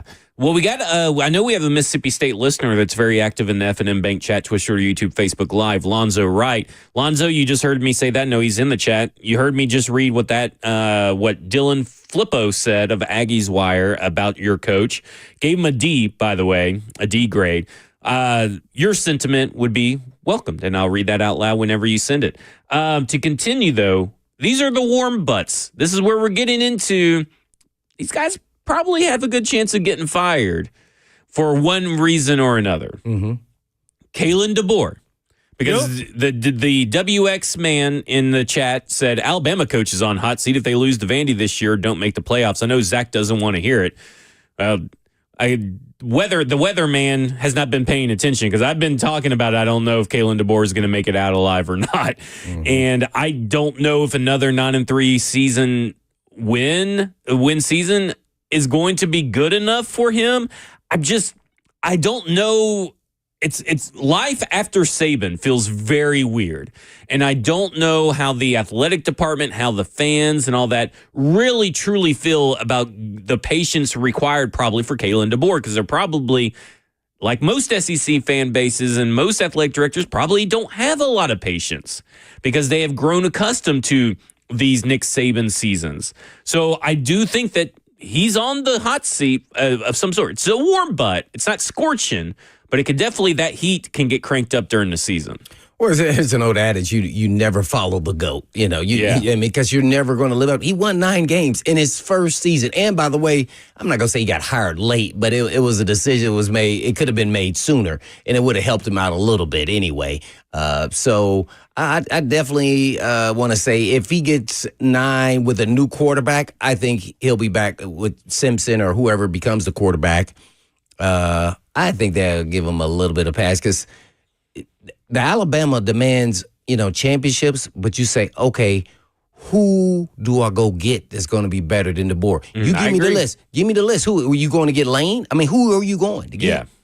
Yeah. I don't know who you could actually get. Now, dollars always speaks, but I mean, who do you really believe that will leave their job and come to you? Everybody's got a price, but especially if you get rid of Kalen DeBoer, who was just in a national championship 2 years into his start, and he's reuniting with Ryan Grubb, who he worked with at Washington, who's coming from Seattle, who went to the Seattle Seahawks last year, and he was one and done as an offensive coordinator in the NFL. But he's getting reunited with Kalen DeBoer, and I think that's going to work. If he had more consistent play with Milroe, I mean, as far as throwing the football, right. I think you're talking about a 9-3 win team that just needed, kind of like how the Titans were, except for they were better than the Titans at their level of competition. But, a couple of different turnovers from Jalen Milroe, a couple of those that are less, you're probably talking about a 10-11 win team. But I do think there is a little bit of heat on Kalen DeBoer, and there was heat last year, remember, because Alabama fans and all these guys were complaining, talking about how he didn't wear a polo on the sidelines. Like, when you start focusing in on that about a football coach, he has to be on the hot seat whatsoever. Right? That's kind of crazy, isn't it? I think that's insane. Yeah, I don't like your aqua color, T-shirt there you got on there, Jackson. I'm a backwards hat kind of guy, as Colin Cowherd would say. Yeah. Do the Tennessee fans, do they do that? They get worried about no, they used to do with what's the name, with his pants. Well, Dooley wore those stupid orange pants. I want to say Butch wore something weird at one point too. Yeah. I believe you're on. When you don't like the coach, you want him gone. You start picking up. Yeah, I think when you are out on a guy, it's when you start nitpicking those little things. And that happened very early on in Alabama's season last year, and I was shocked. I was like, why are we even caring? I would never have noticed that he wasn't wearing a polo, nor would I ever care, but I would never notice if it wasn't for all these phone calls calling into, what's that bald-headed guy's name that does the SEC shows? Josh Pate? No, the old guy. Oh, come on, guys. He's famous. I can't believe Paul Feinbaum? Feinbaum, that's what it was. Oh, yeah. They were calling him the Paul Feinbaum show. Oh, my. Those calls are hilarious. Yeah. Oh, my God. Oh, it's always a lot of Alabama I'm a little embarrassed it took all three of us a little while to get to that one. Yeah. Okay. Billy Napier, I would put on the warm butts. Now, I think that some people would probably put him on butts on fire, but I put him at warm butts because I think DJ Lagway is going to buy him some time. But if DJ Lagway does not take the steps that everybody thinks he's going to take, then that's obviously going to be on Billy Napier's plate. And I think that's going to, so it's kind of hinges on DJ Lagway, but I would put warm butt Billy Napier.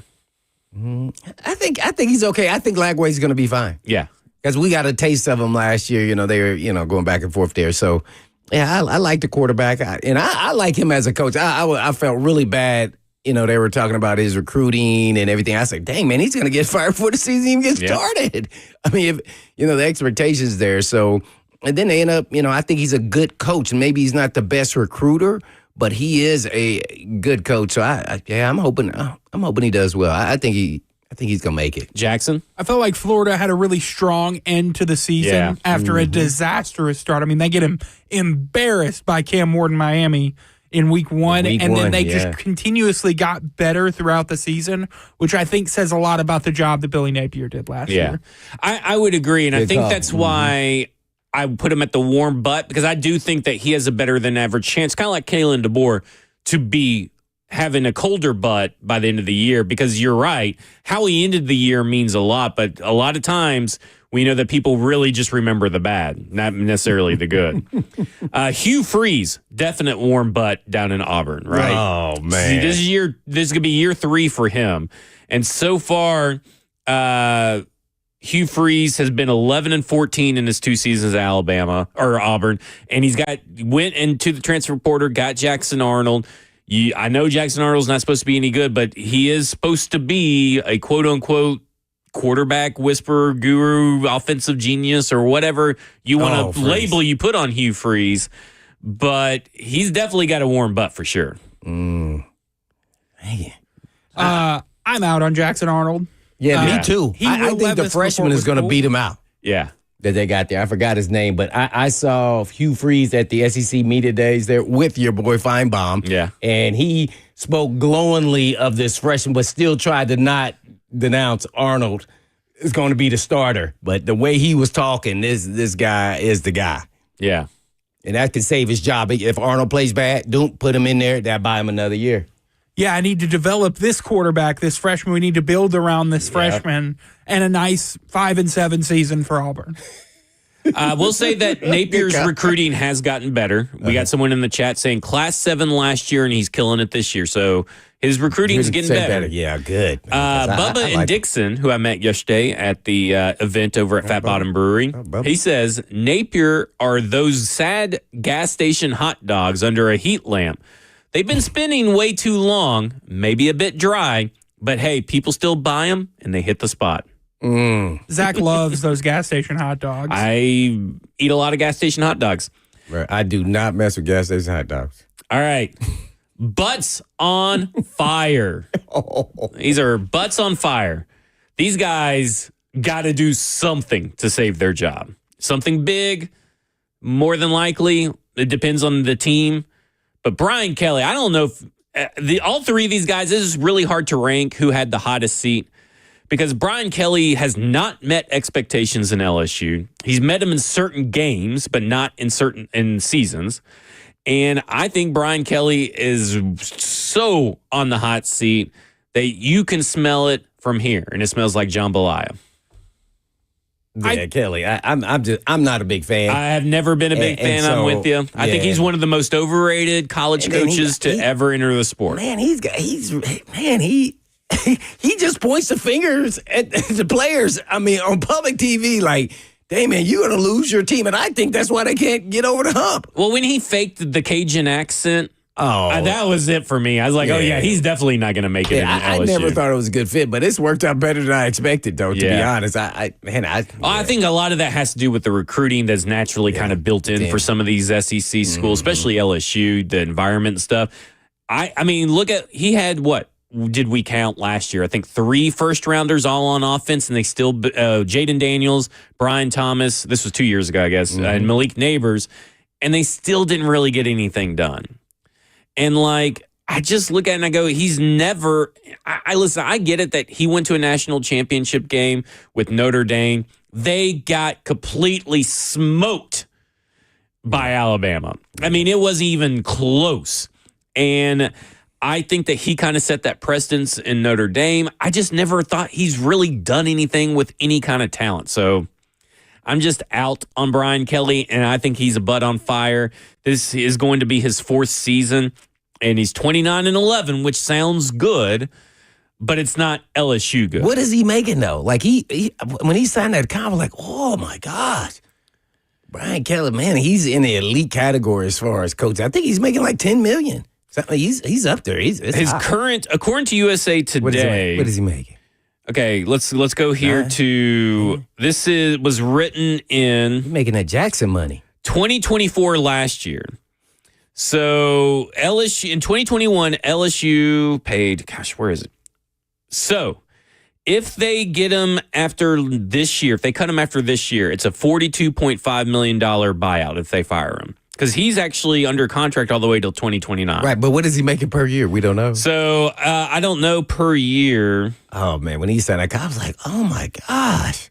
No wonder he went to LSU. Let's see. Because remember, that was when there was rumors that Napier was going to go to LSU, right? Wouldn't that have it at about $12 million a year, Zach? Yeah, I think he got a $100 million deal initially.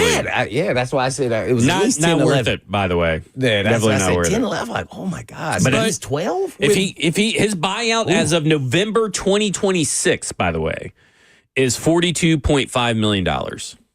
At what point is it not worth it to fire him if he's still 8-4 to 10-2 every year? I don't know. I don't even know if he'll be 10-2 this year. $42 million? Garrett Nussmeier's kind of up and down for me. I don't know. Right.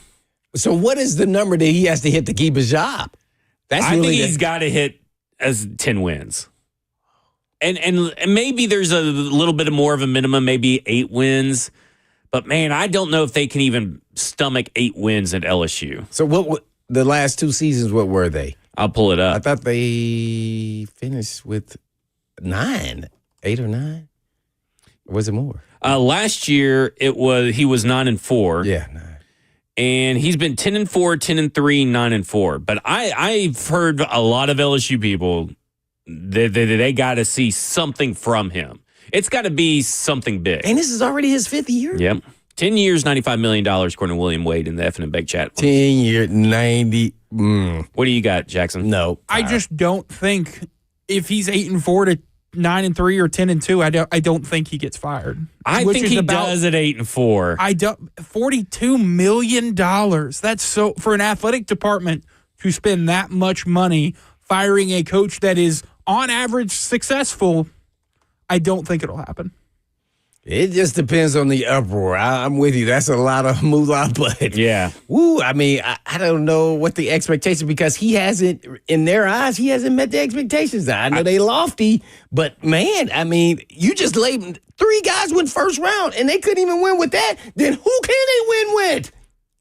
That's what the administration's going to sit back and say, hey, man, I don't know about this one. I mean, do you not think he's a butts on fire candidate, Jackson, if that's the case? If you think 8-4 he's still going to keep his job, is that solely because of the money? Yes, that's solely because $42 million to fire a pretty good coach is not. I mean, Ed Orgeron, I know he had the greatest probably college football team of all time. But they were horrible after. Yeah. But they haven't been horrible. I get that they haven't been horrible, like Mississippi State horrible or something. Mm-hmm. But again, it's about the level of expectation. It's 9-3. Obviously, is not horrible. Is not a horrible team, right? But Alabama has set such a high precedent that it is kind of viewed as a horrible letdown of a season. If you don't make the playoffs, that's right. horrible. And so that's kind of where I'm at with LSU. It's horrible. It's horrible or bad by LSU standards. Do they have enough to buy out and then to go pay another coach? That's what you're really talking about. Is it really worth that? Yeah. And can you get somebody better while you're paying the coach you just fired, who was 9-3, 8-4, $42 million? Can you get somebody better? Good point, man. It's going to be tough. Ooh, maybe you're right. But I don't know. Like, we're playing with Monopoly money. It's not our money. I mean, they're playing with real money. Oh, man, I don't know. Okay, when we come back, we'll talk about the last 2 coaches on the Butts on Fire list. This is Cover 2 with Blaine Bishop and Zach Lyons here on 104.5 The Zone.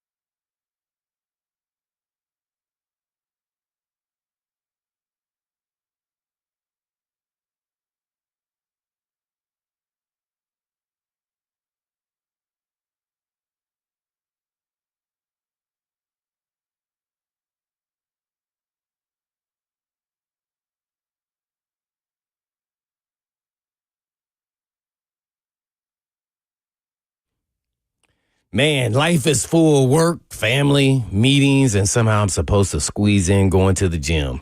I don't have the hours in a day to train. I want to feel better in my clothes, but surgery? No, that's not for me. I just want something that works fast Enter M Sculpt Neo at Edge Peptide Therapy. 30 minutes, no downtime, real results.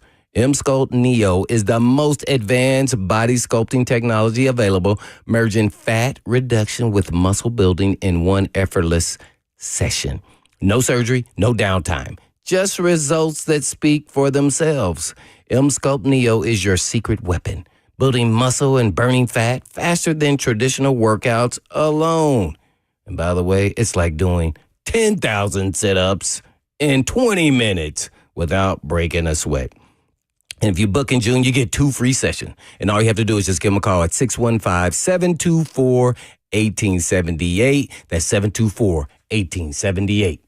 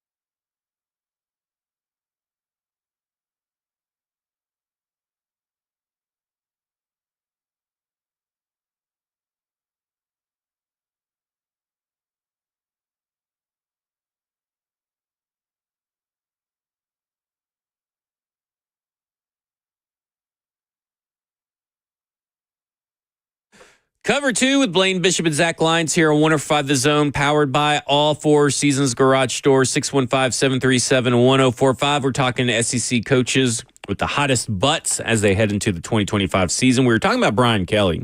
I just want to throw this back out here about Brian Kelly for you guys. 2022, they had the 7th. This is Brian Kelly's first year as coach. And technically, I guess maybe most of these recruits are from the previous regime. But 2022, seventh best overall recruiting class. 2023, 4th best. 2024, 9th best. This year, 7th best recruiting class.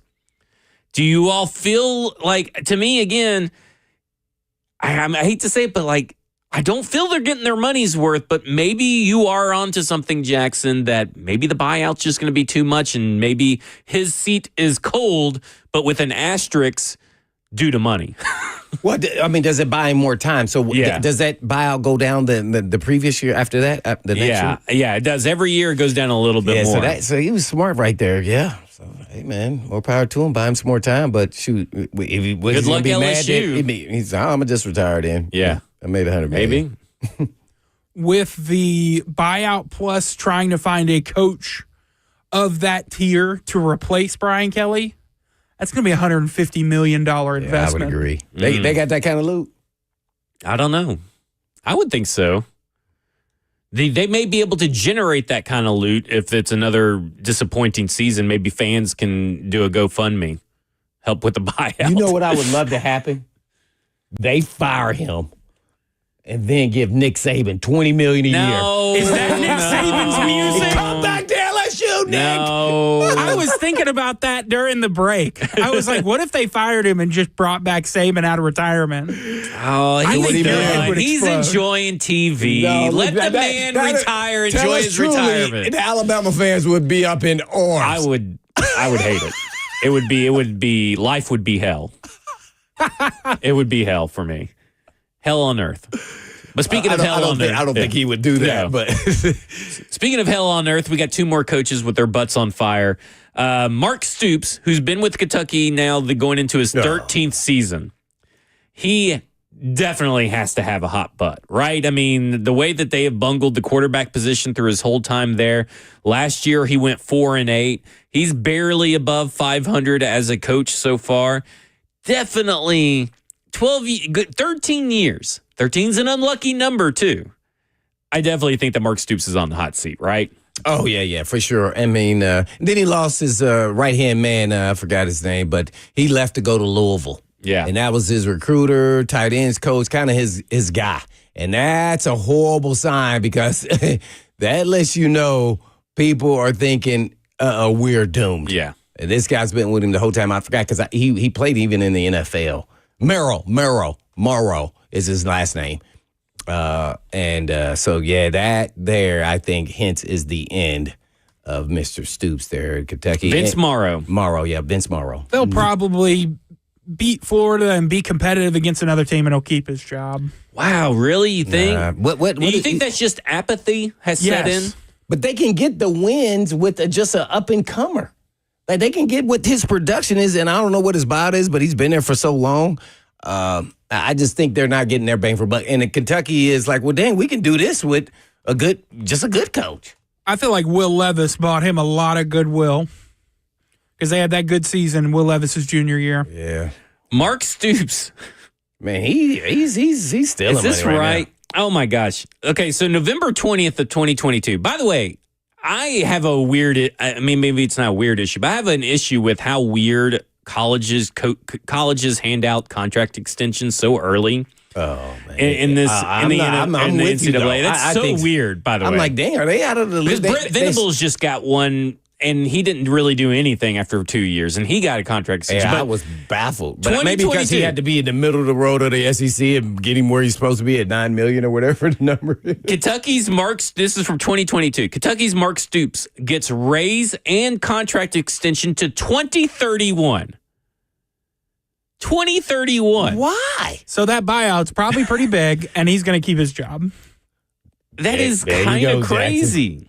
Let's see. I always complain about these extensions. I was like, dude, the administrators know what's going on here? Like, okay, well, now his buyout's actually not that bad. What is it? So Stoops signed a brand new this is from Wildcat Blue Nation. Stoops signed a brand new contract in November 2022 that would allow him to coach the Kentucky Wildcats 2031. According to his contract, he's paid $9 million a year, with the initial buyout, though, being $4.5 million and decreasing by $500K every year. So the first deduction is July 2023. Thus, his current buyout is $4 million. And then July 2024, $3.5 million. July 2025, it'll be $3 million. Oh, never mind. If he goes 4 and 8, he got to go. He signed a silly contract. Yeah. He needs whoever Brian Kelly's agent is. Yeah. Oh, my gosh. I mean, like, this is kind of crazy, but yeah, this is. And let Louisville beat Kentucky this year. Yeah. With Vince Merle, and he's their lead recruiter, dude. Yeah, and he went to as their general manager over Louisville. Yeah, that's what I'm saying. He was that with Kentucky, too, as well, because he was making over $1 million. Yeah. He was their guy. I mean, I would say, yeah, I think Mark Stoops is on the hot seat. All right, last one is all around good guy, nice guy, Sam Pittman. Arkansas head coach. He's going into the 6th season. He has a record just barely under 500, 30-31. He has a hot new quarterback at the helm. I have to say, though, Sam Pittman is going to have to do better than what he's been doing, or at least win some important games, right? Like sometimes for SEC coaches, it's just about winning some important games to buy you some time and be competitive in the SEC. And I think that's ultimately what it boils down to for Sam Pittman is that he's going to have to win some convincing games that they're on the right path, because they've seemed very aimless for the most part. And Arkansas went 3-5 in the conference last year. Ooh. So if you were able to go maybe 5-3 in the conference, then and maybe you get 2 more wins and you're still 7-6, that still shows progress, right? Because you're 5-3 in the conference, but your record stayed the same. So to me, you got to start winning. You got to start flipping some of these conference games because they're just not that competitive. They're competitive at weird times. You remember it was 2 years ago where was that LSU? They went like wire to wire, a couple of different overtimes, and they almost won the game. They beat Tennessee last year. They beat Tennessee last year. Yeah. Tennessee was ranked top. Yeah, that was a weird game, too. Yeah, I called that. Yeah, I knew that. They had 3 dudes. Remember, we were talking about that. Yeah, so to me, it's like Sam Pittman, though. He's got to show some life in the SEC. Some life that results in a win conference. What is his contract like? Okay, let's go look at that. Because, surely they have not given Sam Pittman. And they have Walmart money, so we know. Oh, they definitely got loot. I mean, they get Jerry Jones. I mean, Sam Pittman's contract runs through the 2027 season, so they're only 2 years away from his contracts being up. So that I don't think so. He should be upset that he didn't get an extension. Yeah, he knows he's on the hot seat. I don't think he's done anything to warrant an extension. What are other coaches? I think if Tennessee wins that game in Arkansas last year, I don't think he's the coach right now. Ooh, yeah. I think that he was that close last year. Yeah. And that's why I say sometimes just winning an SEC game can save your life. But Petrino, is he still the OC? He is still there, and that's another thing, because when we get into our pressure talk, that's why Sam Pittman's under a lot of pressure, too, because Bobby Petrino's still there. And the quarterback is coming back, Taylon Green. He is set up to have a nice season at Arkansas. And if he can't do it, he's going to get fired. Yeah. So apparently, Sam Pittman has a weird buyout that it hinges on if the combined record. He has one of the most bizarre buyout situations in the SEC. We're going to talk about that when we come back because I got to read up on it. So we'll talk about that when we come back, and then we'll talk about SEC coaches under pressure and what those each one has got some pressure built into them regarding their season. This is Cover 2 with Blaine Bishop and Zach Lyons here on 104.5 The Zone.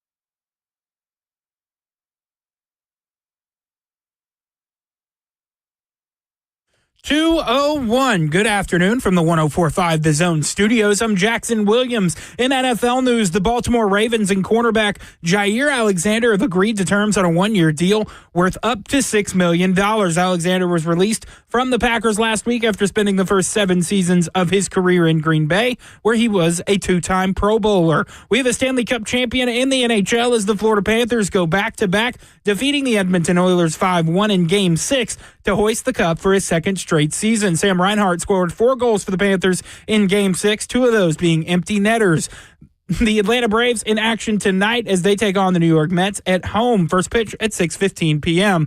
For foundation repair and waterproofing needs, visit USSTN.com. Breaking news at once on your home for the Titans and Vols. This is 104.5 The Zone.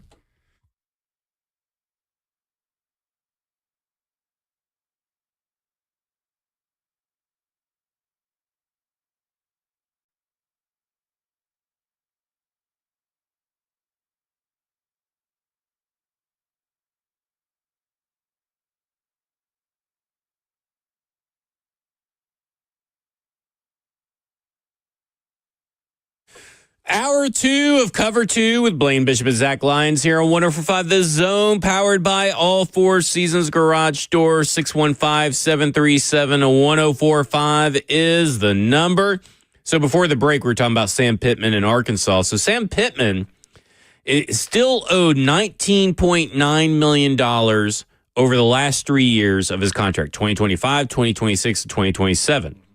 He has a weird buyout clause that the Arkansas AD put in there, that if he is above 500 combined record since 2021, so it goes from 2021 all the way to whenever he gets fired, it's 75% of the money owed is the buyout number. If it's below 500, it's 50% of the money owed at the time of the firing. So for him to be below 500 this year after this season, he would have to go 4-8. Even 5-7 would keep him above 500. So 4-8, he would have to go 4-8. That would get him to .492 win percentage. And just 2 seasons ago, in 2023, he went 4-8. So this is a distinct possibility that, hey, 2 years left on your contract, we're going to have to say goodbye to you, Sam Pittman, and we only have to pay you 50% of what you're owed. So 4-8 is kind of that magic number for Arkansas head coach Sam Pittman. If he gets above that, his seat gets a little colder just because of the accounting. But as Jackson says, he does have Walmart money backing him, so maybe they don't care about that money. Where did they go last year? They had a pretty good team, and they went 7-6 last year. Yeah, I think he's gonna be able to beat 5. I don't think he's gonna lose. Yeah. I think he's gonna win more than 5 games. I think he need to. I mean, I think he definitely has to. And now listen, I think he will. Yeah. Oh, you think he will? Oh, I think he will. Yeah. What makes you feel that? I don't know. I think not unless they. It seems like they're slowly, but not to the level that he has to be. I think he's part of that community and fits them perfectly. And I think the hardest part is probably just trying to get some elite players. It seems like to me they game plan really well for certain teams, and then their game plans aren't as good. So we could call that execution as well as the game plan. So, I think I want him. I'm kind of a fan of him. I just want to see him do well, man. I don't know why. Well, he's just such a nice, down-to-earth, genuine article, and you don't really get a lot of those in college football. I think that's why I like him, yeah. So I don't want him to get fired. I mean, I think he just fits right where he's at. Now, should they play better throughout the season? Yeah, but, all you dealing with, 20-year-olds. What do you think is going to happen? There you go. We're going to put out a poll. So over at Blaine and Zach on Twitter. Already out. This is how many SEC coaches do you think will get fired by the end of the year this year? I don't know. 1. Did we start 1? 2? 2 or less. Okay, 3, 4, or 5. Okay, so 2 or less. Okay. 3, 4, or 5 is the answer. Call in with your vote as well as vote on the Twitter. 615-737-1045. How many got fired last year? Zero. I don't think that was a time where it used to be like 3 every year, and then it kind of slowed down. I don't think anybody got fired, right? That means this year, yeah. I'm gonna go none. Yeah, that's what I thought. I don't think any got fired. I'm going 3. Well, we got Jim freaking Nance agrees with you in F&M Bank Chat on Twitch, Twitter, YouTube, Facebook Live. He says 3. Lonzo Wright says 4. So there you go. We got some answers coming in. I'm going to go, I'm going to go 2 or less. What? Oh, so you're saying the Alabama guy's not getting fired? Well, I don't know. I don't know what the 2 is, right? I mean, like, I don't know. Maybe 3. Oh, man. Maybe 3. Jackson, where you going? I'm going to agree with you and go with 3. Yeah, I like 3. Because I think I can almost be certain with 2 of them. Yeah. Uh-huh. Yeah. Especially with none last year. I know. None last year. That means a bloodbath's coming. Yeah, that's a red flag there. All right. Pressure, right? It's what coaches are feeling. It's what players are feeling. So who is under the most pressure and why? So let's start with those that maybe aren't really under pressure, except for the pressure they put themselves under, right? Like, all competitors put themselves under a certain amount of pressure to perform and live up to expectations. But I would say that people on Easy Street, Kirby Smart, Steve Sarkisian, Mike Elko, and Eli Drinkowitz, I think they're kind of on Easy Street. I think that they kind of got it easy. At this point in time, they may have their own, the pressure that they create, the expectations that they have for themselves. But these are guys that have kind of proven, whether it's been 1 year or the past 2 years, for Kirby Smart, a long time, for Steve Sarkisian, a long time, that they're going to perform with whatever they got. And I don't think that these guys are under as much. I think when you compare them to everybody else, they're at 0 pressure. What do you think about that?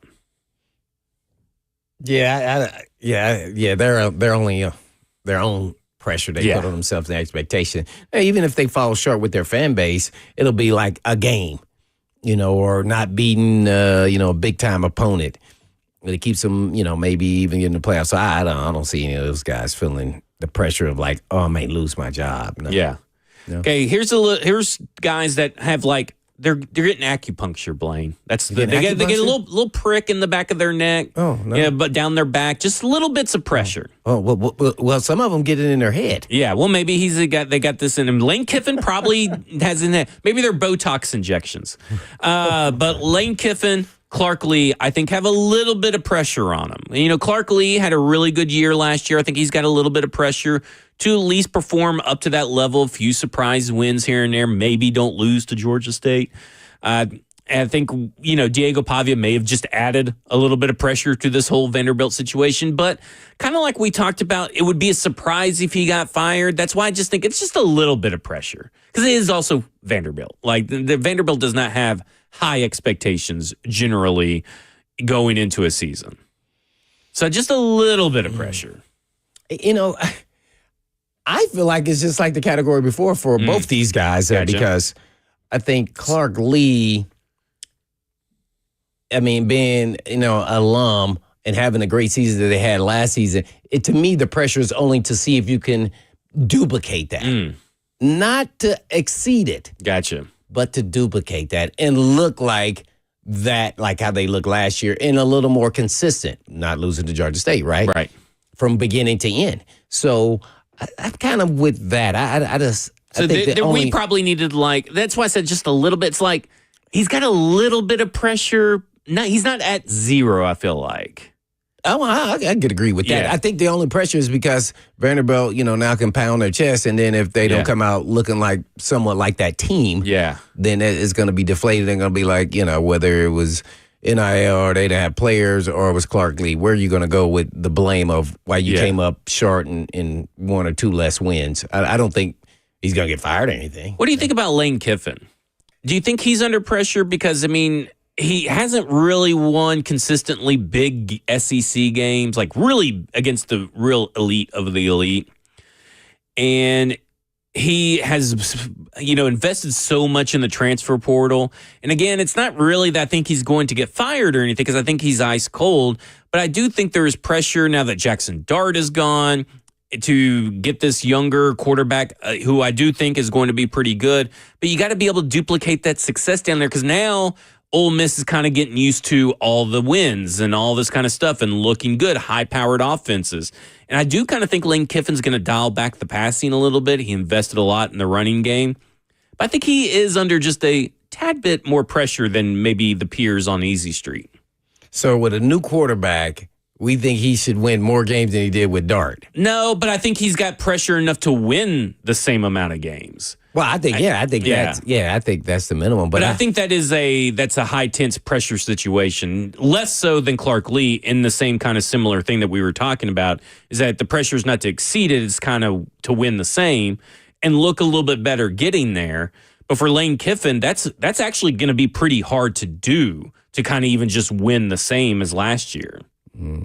Well, I think what you're saying is that the fans may have got spoiled and used to winning like how they're winning. Yeah. And so now they're ready for more. And my question is, first of all, as Jackson been bringing out the buyout, but then who are you going to get better than Lane Kiffin? Yeah, it's not about firing. No, I know, but I'm like, okay, he may have, coaches do have down years. Yeah. So we must understand that every year is not going to be some progressive rate where you're better than you were the year before, or you're stagnant, or you were down that year. Let's see it back to back. I think that's what Clark Lee too. Like, let's see if you can do it back to back. Yeah. Then you know you're sustaining what you have built. Lane now has passed that point. He is sustaining it. Now, can we get over the hurdle? And with a new quarterback? I don't know. To me, they should be just right there on contention, right, looking on the outside of pushing for the playoffs. He was 11-2 in 2023 and 10-3 in 2024. See, and to me, that's where he should have took the jump, but he didn't. Yeah. See? So I think they're expecting to win, 10 games every year. And then I feel like that's going to be hard this year to do. Because, I mean, I do like this quarterback. I mean, from what I saw in that one little snippet that we got of the Georgia game, but still, I mean, that is still a lot to have to. So you think he's going to be better than Dart? In his first year starting? That Ole Miss team, I feel like, should have been better last year. I would agree. And so now this year, like, to me, last year should have been an 11-2 team. And this year feels like, okay, 10-3 is still pushing it, but they could maybe get there. But that's going to be a lot of pressure, not just on him, but also the young quarterback, too. Did they play Alabama? Did they play Alabama last year? I know I didn't pay attention now that Saban's not there. Yeah. So I'm trying to go through. Did they play? See, the problem with me when I think about this is all the games blend together for me. No doubt. I'm watching all the SEC games. No, not last year. Yeah, because I just I feel like there's no way they're going to get it back. And then he's always looking for another job. His name is always in the hunt for another job. Yeah, he's always around there. This year they got Georgia State at Kentucky, Arkansas, Tulane, LSU at home, then Washington State at home, at Georgia, at Oklahoma, South Carolina at home, the Citadel Bulldogs at home, Florida Gators at home, at Mississippi State. And how many wins do you see right there? That's a lot of wins. No. Go good. I would say Georgia and South Carolina and Florida and LSU present the four losses. So potential losses, but some of these could go either way. Because Florida, we don't know what worst case scenario, they lose 4 if it's 8-4. Yeah. You think they're going to be hollering Lane Kiffin's going to get fired? No.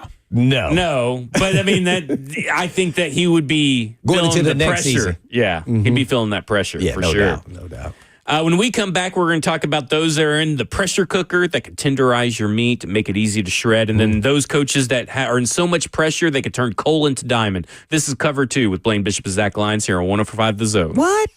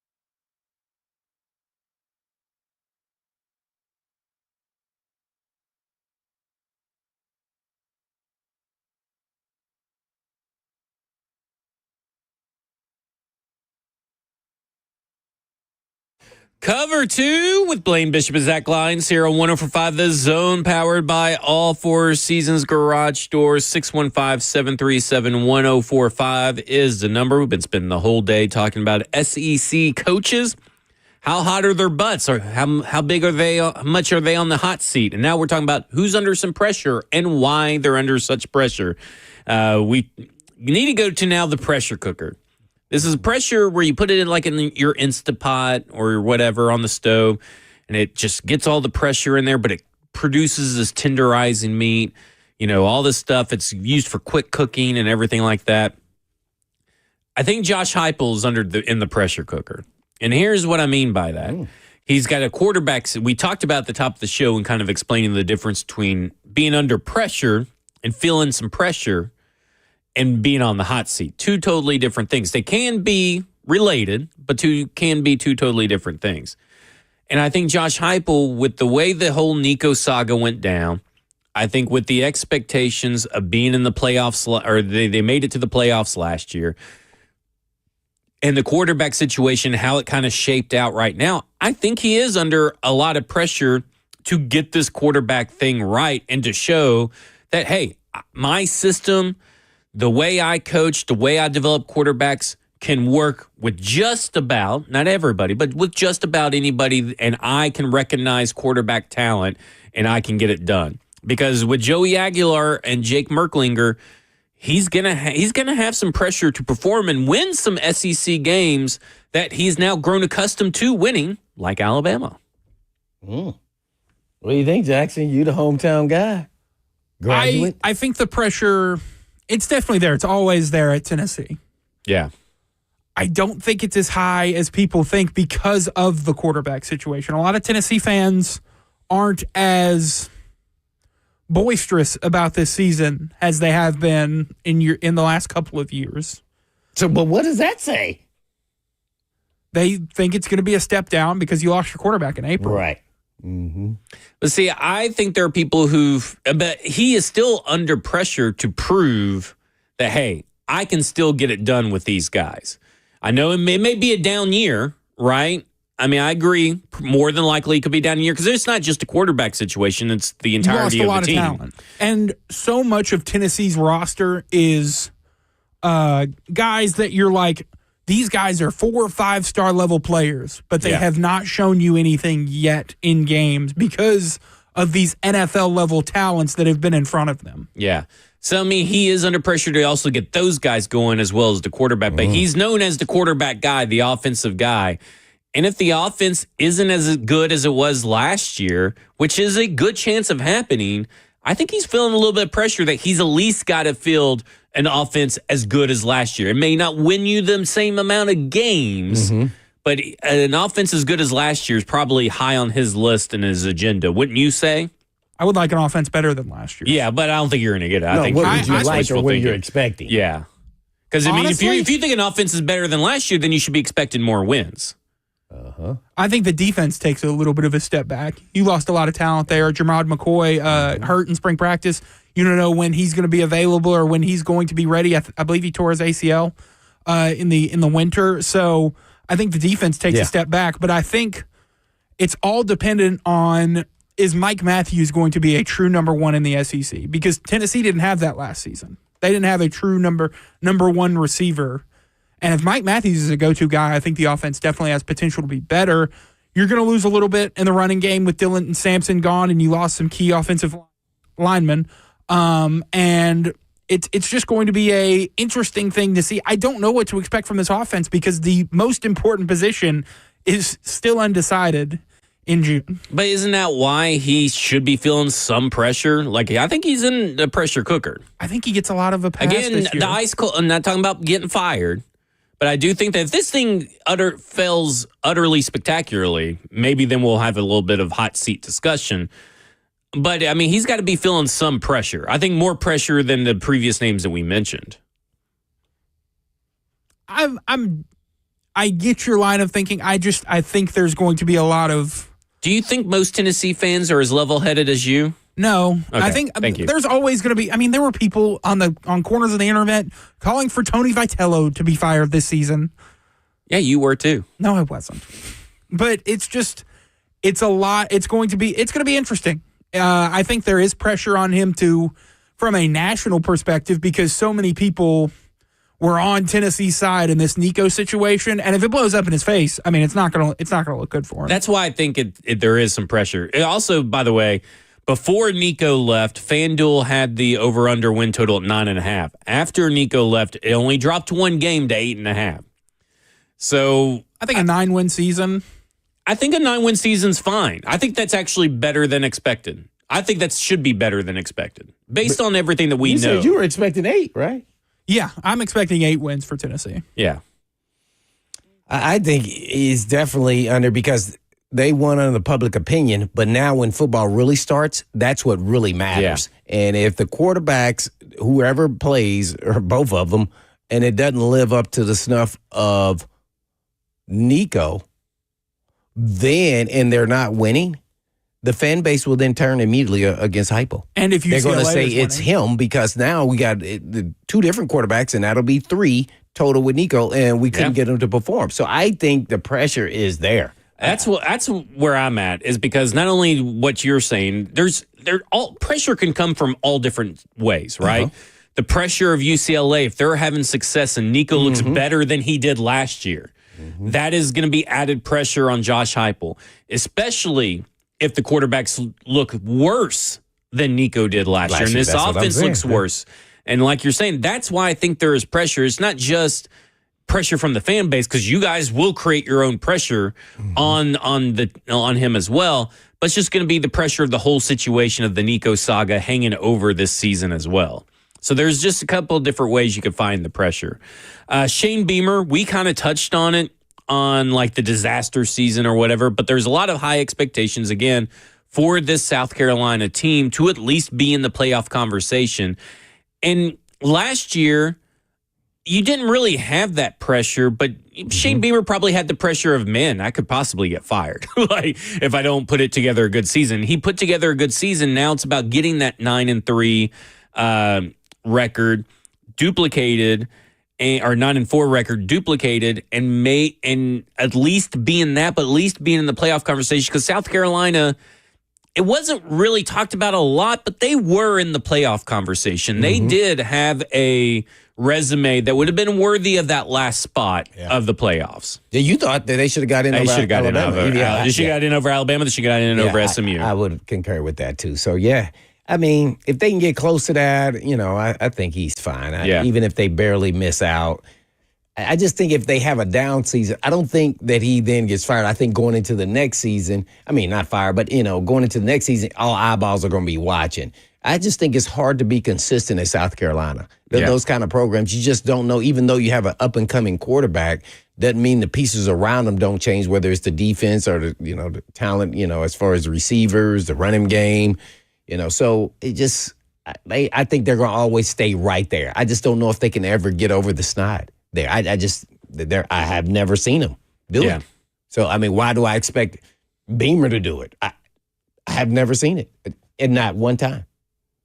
Have they ever made the playoffs? Nope. During this, see, so now we're up here asking their fan base to say, okay, we're now a playoff contending team. Well, when did we ever make it? I know they want that, but in reality, will they? Maybe one time, but I don't feel like Beamer's under pressure. I know, and people don't like Beamer for whatever reason, because he says some crazy stuff, but man, he gets his guys to play hard, man. Every time I watch them, I get impressed more and more with their team and their talent. They're getting guys going first round. They got first round talent. I was at the Vanderbilt, South Carolina game. They said they have 5 first rounders each year the next 4 years on their team. And they were just talking about the D-line. And it's not even including Lenore Sellers. That's what I mean. So he's doing a good job recruiting. Yeah. So, and they look the part. I mean, so I just don't know if we can ever get them to be, that elite program for 1 year. And then, where does the pressure go then? Yeah. How much does the CFP expansion raise expectations? Because these SEC teams that, maybe with a 4-team playoff, they're in the 11-12 range. Right. But now that the college football playoff is 12 teams, you expect to be in that 12-team field. Yeah, that's kind of a good point, too, to factor in all this. That's this year or next year? They're already at 12. Are they going to 14 this year, Zach? No, I think it's next year. Oh, okay. If I'm not mistaken. Fact check that. Yeah. Billy Napier, I think, is under some pressure. I mean, he hasn't, had a great start to Florida, but we have talked about how he's getting better at recruiting. But I do think with DJ Lagway, again, it's kind of like on most of these guys, most of these coaches are almost tied to their young or new quarterback situations. Because I think Billy Napier with DJ Lagway have high expectations. Now, when I say high expectations for Florida in the sense that they're not going to be the middling team that they have been. Playoff, probably out of the discussion. But I think when you look at Billy Napier, I mean, he went 8-5 last year, 19-19 since he's become over the last 3 seasons. So I think, 8-5 is probably where he needs to be, maybe 9-4 with a, victory in whatever bowl game they have. But I do feel like with the way that Florida has been trending, Billy Napier does have a little bit of pressure on him to at least make it look good on the field. Because sometimes you can watch a Florida game and you're like, man, this team just is atrocious. Mm-hmm. And then other times you're like, wow, this is a great team. And Cam Ward got him last year. Yeah. The first game. Yeah. So, for me, Billy Napier is under some pressure right here. I think you're always going to be under pressure. And let's just say this. All the coaches coaching in the SEC, they are all under pressure to some extent.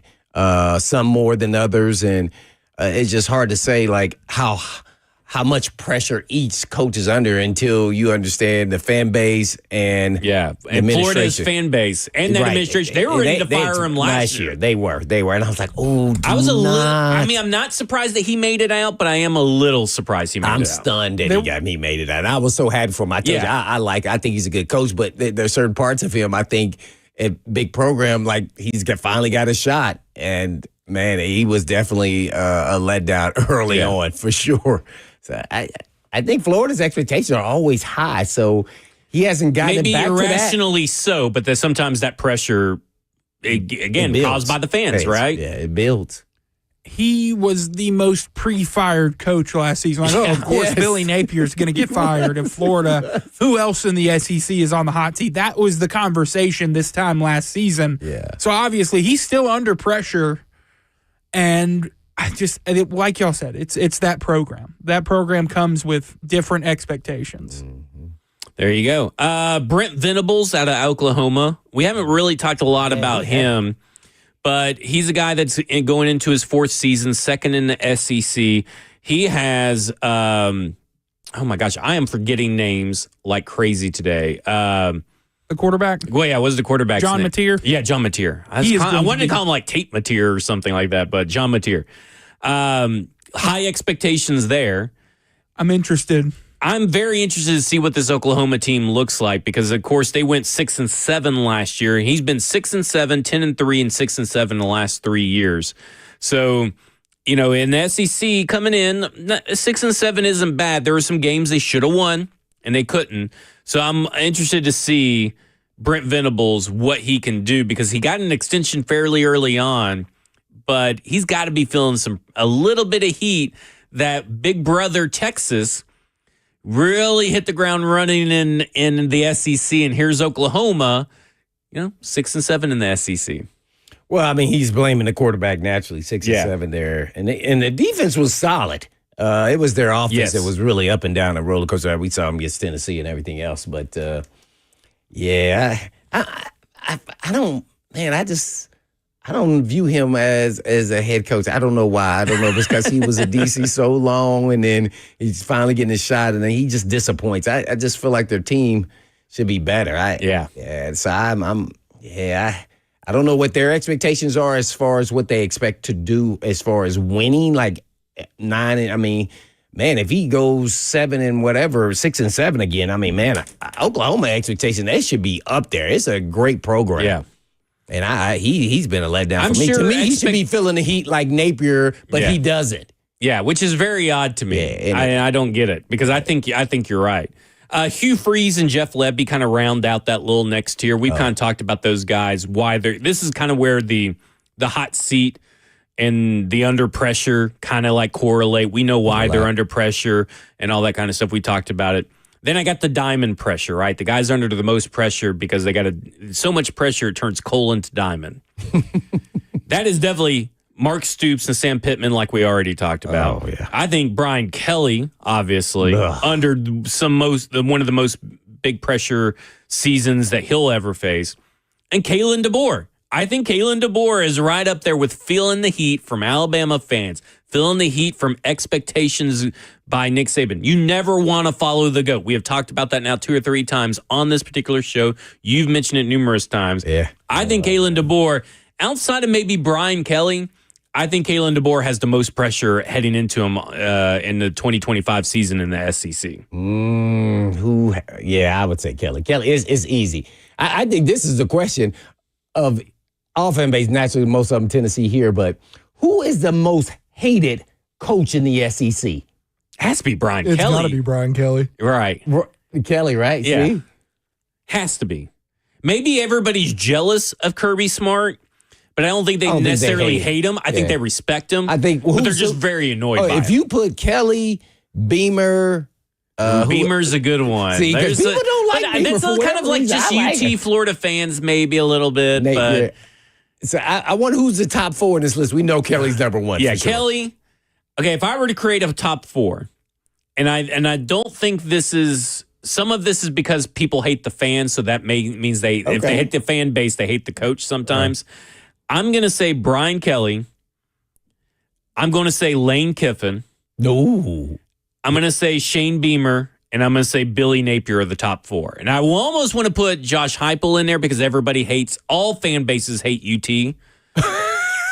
They hate UT fans. But I think it's really hard to hate Josh Heupel. No, you this can't is hate not on it. Coach Stad, the youth pastor.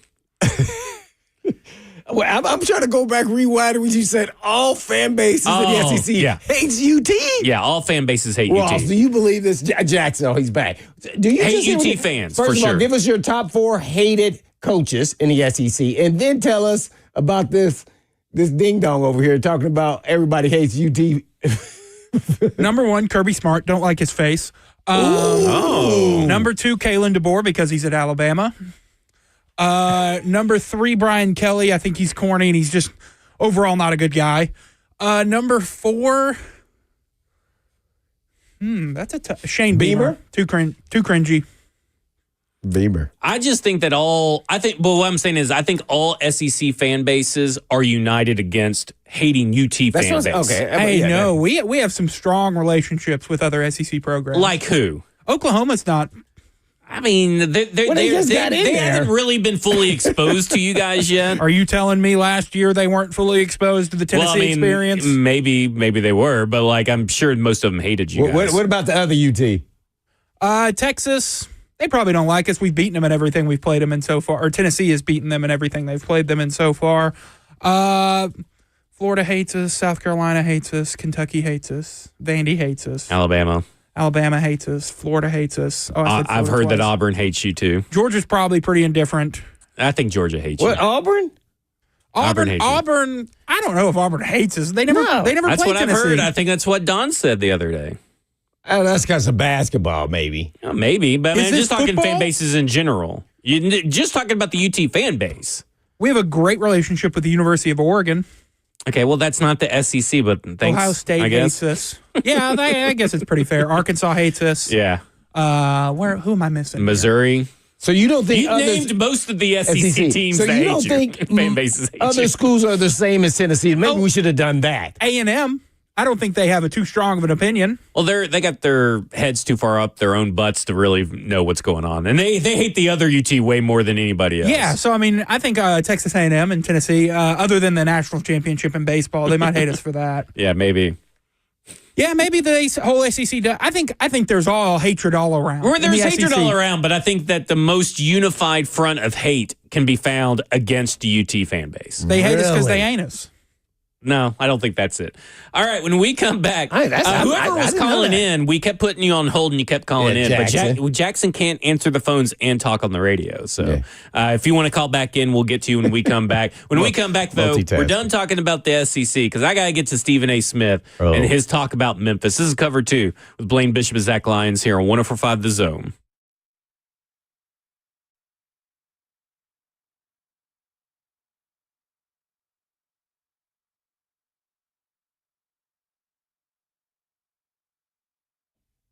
King & Associates Insurance in Brentwood stands out as independent agents, offering more than just a range of insurance options.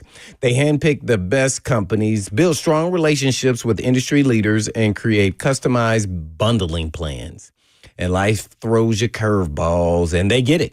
And my friend and coworker switched from another independent agent and got superior coverage for his home, contents, and cars, and experienced clear communication and had a true ally after his 16-year-old daughter's accident, saving him thousands compared to his old, overpriced agent.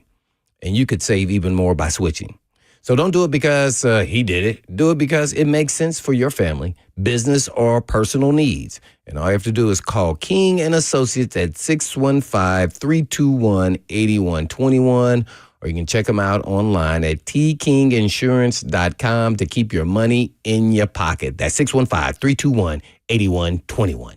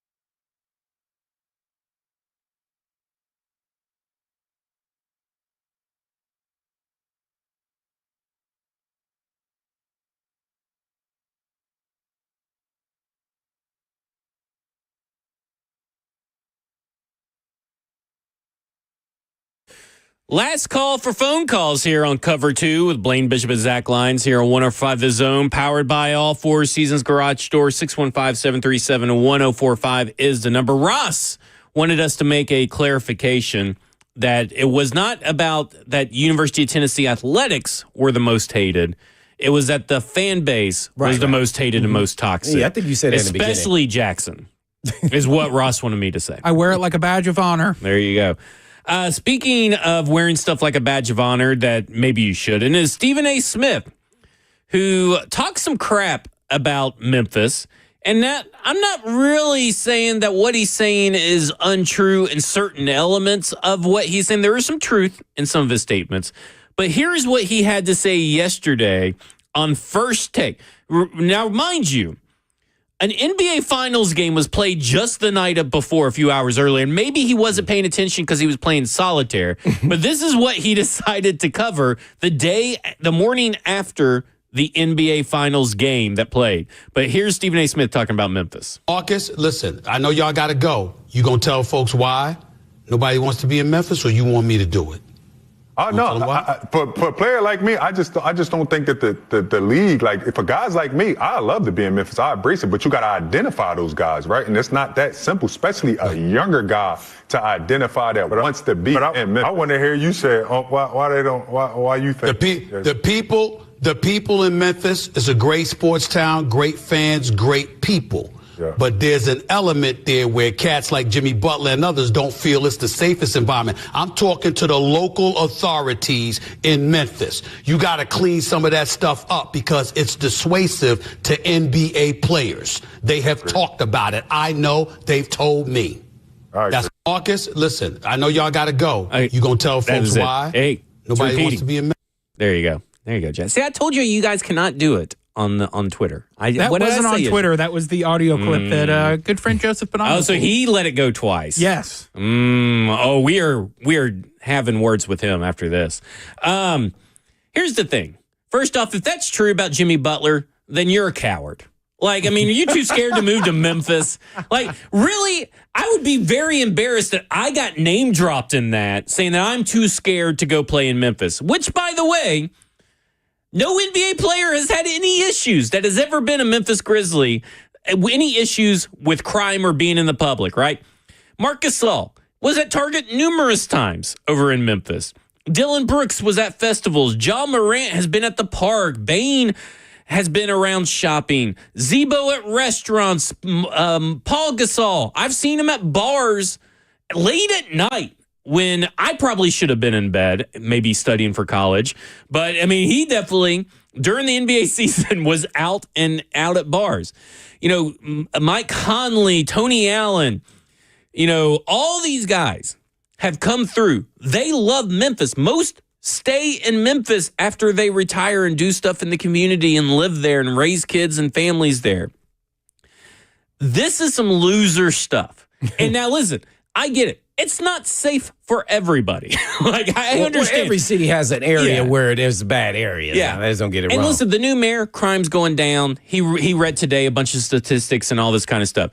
But it's still got a high murder rate. I mean, like, I understand. Now, I get what he's saying, and there's a lot of murder rate in there in the top 5, you know, in the city of Memphis. So there is some foundation of that. It's just a matter of you making sure you stay out of those areas. Yeah. Basketball Which players. Which is very easy to do. You know, it is very easy to stay out of those areas. Right. It is very segmented, is how I would put it. Is like, it's like blocks you just don't go through. I mean, it's very easy that you can tell. But it's just kind of crazy that this is what he's choosing to talk to instead of the NBA Finals. Like, they're talking more about the Grizzlies and Memphis than they have the NBA Finals. How did this come up, though? Because the Desmond Bane trade, where they got 4 unprotected first, which that was crazy. 4 unprotected first round picks. That was good about and they got a first round pick swap on top of that, and they got 2 players as well. The title right there underneath that clip says, should Grizzlies move on from Ja Morant? Oh, after that? Should the Grizzlies move on from Ja Morant? What are we talking about? That is just such a disconnected mess from what is happening in Memphis and trying to connect it with the NBA. Like, that is crazy. Like, even John Morant says, talking about the Grizz more than the finals with these cap sources. So AHH is supposed to be another word I can't say on here. Can I say that? Can I say that? The A word? Ass? Yeah. Yes. Well, you did. Talking about the Grizz more than the finals with these ass sources. These cap ass sources. We're getting fired together because I just said it twice. Let's go. Instead of focusing on the performances we've seen from J-Dub, Shai, TJ, Siakam, how this series is going, we say something negative about a city and team on a national level. Like, leave Memphis alone. Yeah, we're just a fine basketball city. We're just and all that stuff. I understand there's crime. I've lived there. I understand it. I never had any issues with it, but I know people that have. There's crime. But it's not affecting NBA players. If Jimmy Butler's too scared to come, we don't want you. That's crazy that he name dropped. I don't even know if Jimmy Butler said that. Yeah. He just name dropped. I have no idea if he said that. And maybe this is just Stephen A. Trying to, start his presidential run. That's what it kind of seems like. He starts shifting it then to well, I've talked to Kate. What's that guy's name? I think, watch this. I think he's trying to get Memphis Grizzlies to move to Nashville. No, Memphis needs to stay with the Grizzlies. Is that his presidential agenda when he runs for office? His campaign slogan is Grizzlies to Nashville. I mean, he's using Kash Patel. He's name dropping the FBI director, Kash Patel. I think he wants to get on the party bus and stuff down here, man, on Broadway. I mean, it's crazy. Stephen A. live from a party bus is something I would watch. The city of Nashville cannot stand to have another team that will break their hearts. Let's just be honest, okay? I love the Memphis Grizzlies, but I enjoy that they're in Memphis. And that team is just such a part of its DNA at this point, the way that they play and all this kind of stuff. But to me, again, if you're too scared to come play at Memphis for whatever amount of money, then we don't want you. You're not Memphis made. You ain't got no grind mentality. We don't want you in Memphis. That's where I'm at. They still using the grind? Yeah. It'll never go away, huh? Never go away. We grind city. That's where I'm at. Give me a break, Stephen A. Smith.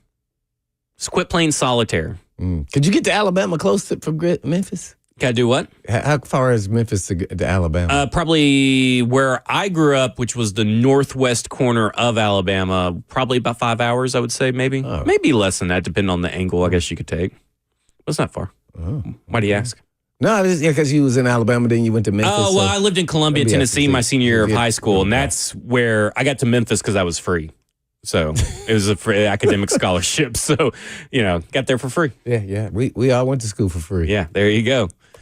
All right, that will do it for us. We're off tomorrow for Juneteenth. Football and Other F Words will be live at some point tomorrow. We haven't decided yet for that. Then we'll be back Friday. Blaine will not be here on Friday, but I'll be here running the ship. We got a couple of guests lined up as well. This is Cover 2 with Blaine Bishop and Zach Lyons here on 105 The Zone. 3HL's up next. And in the meantime. And in between time. Peace.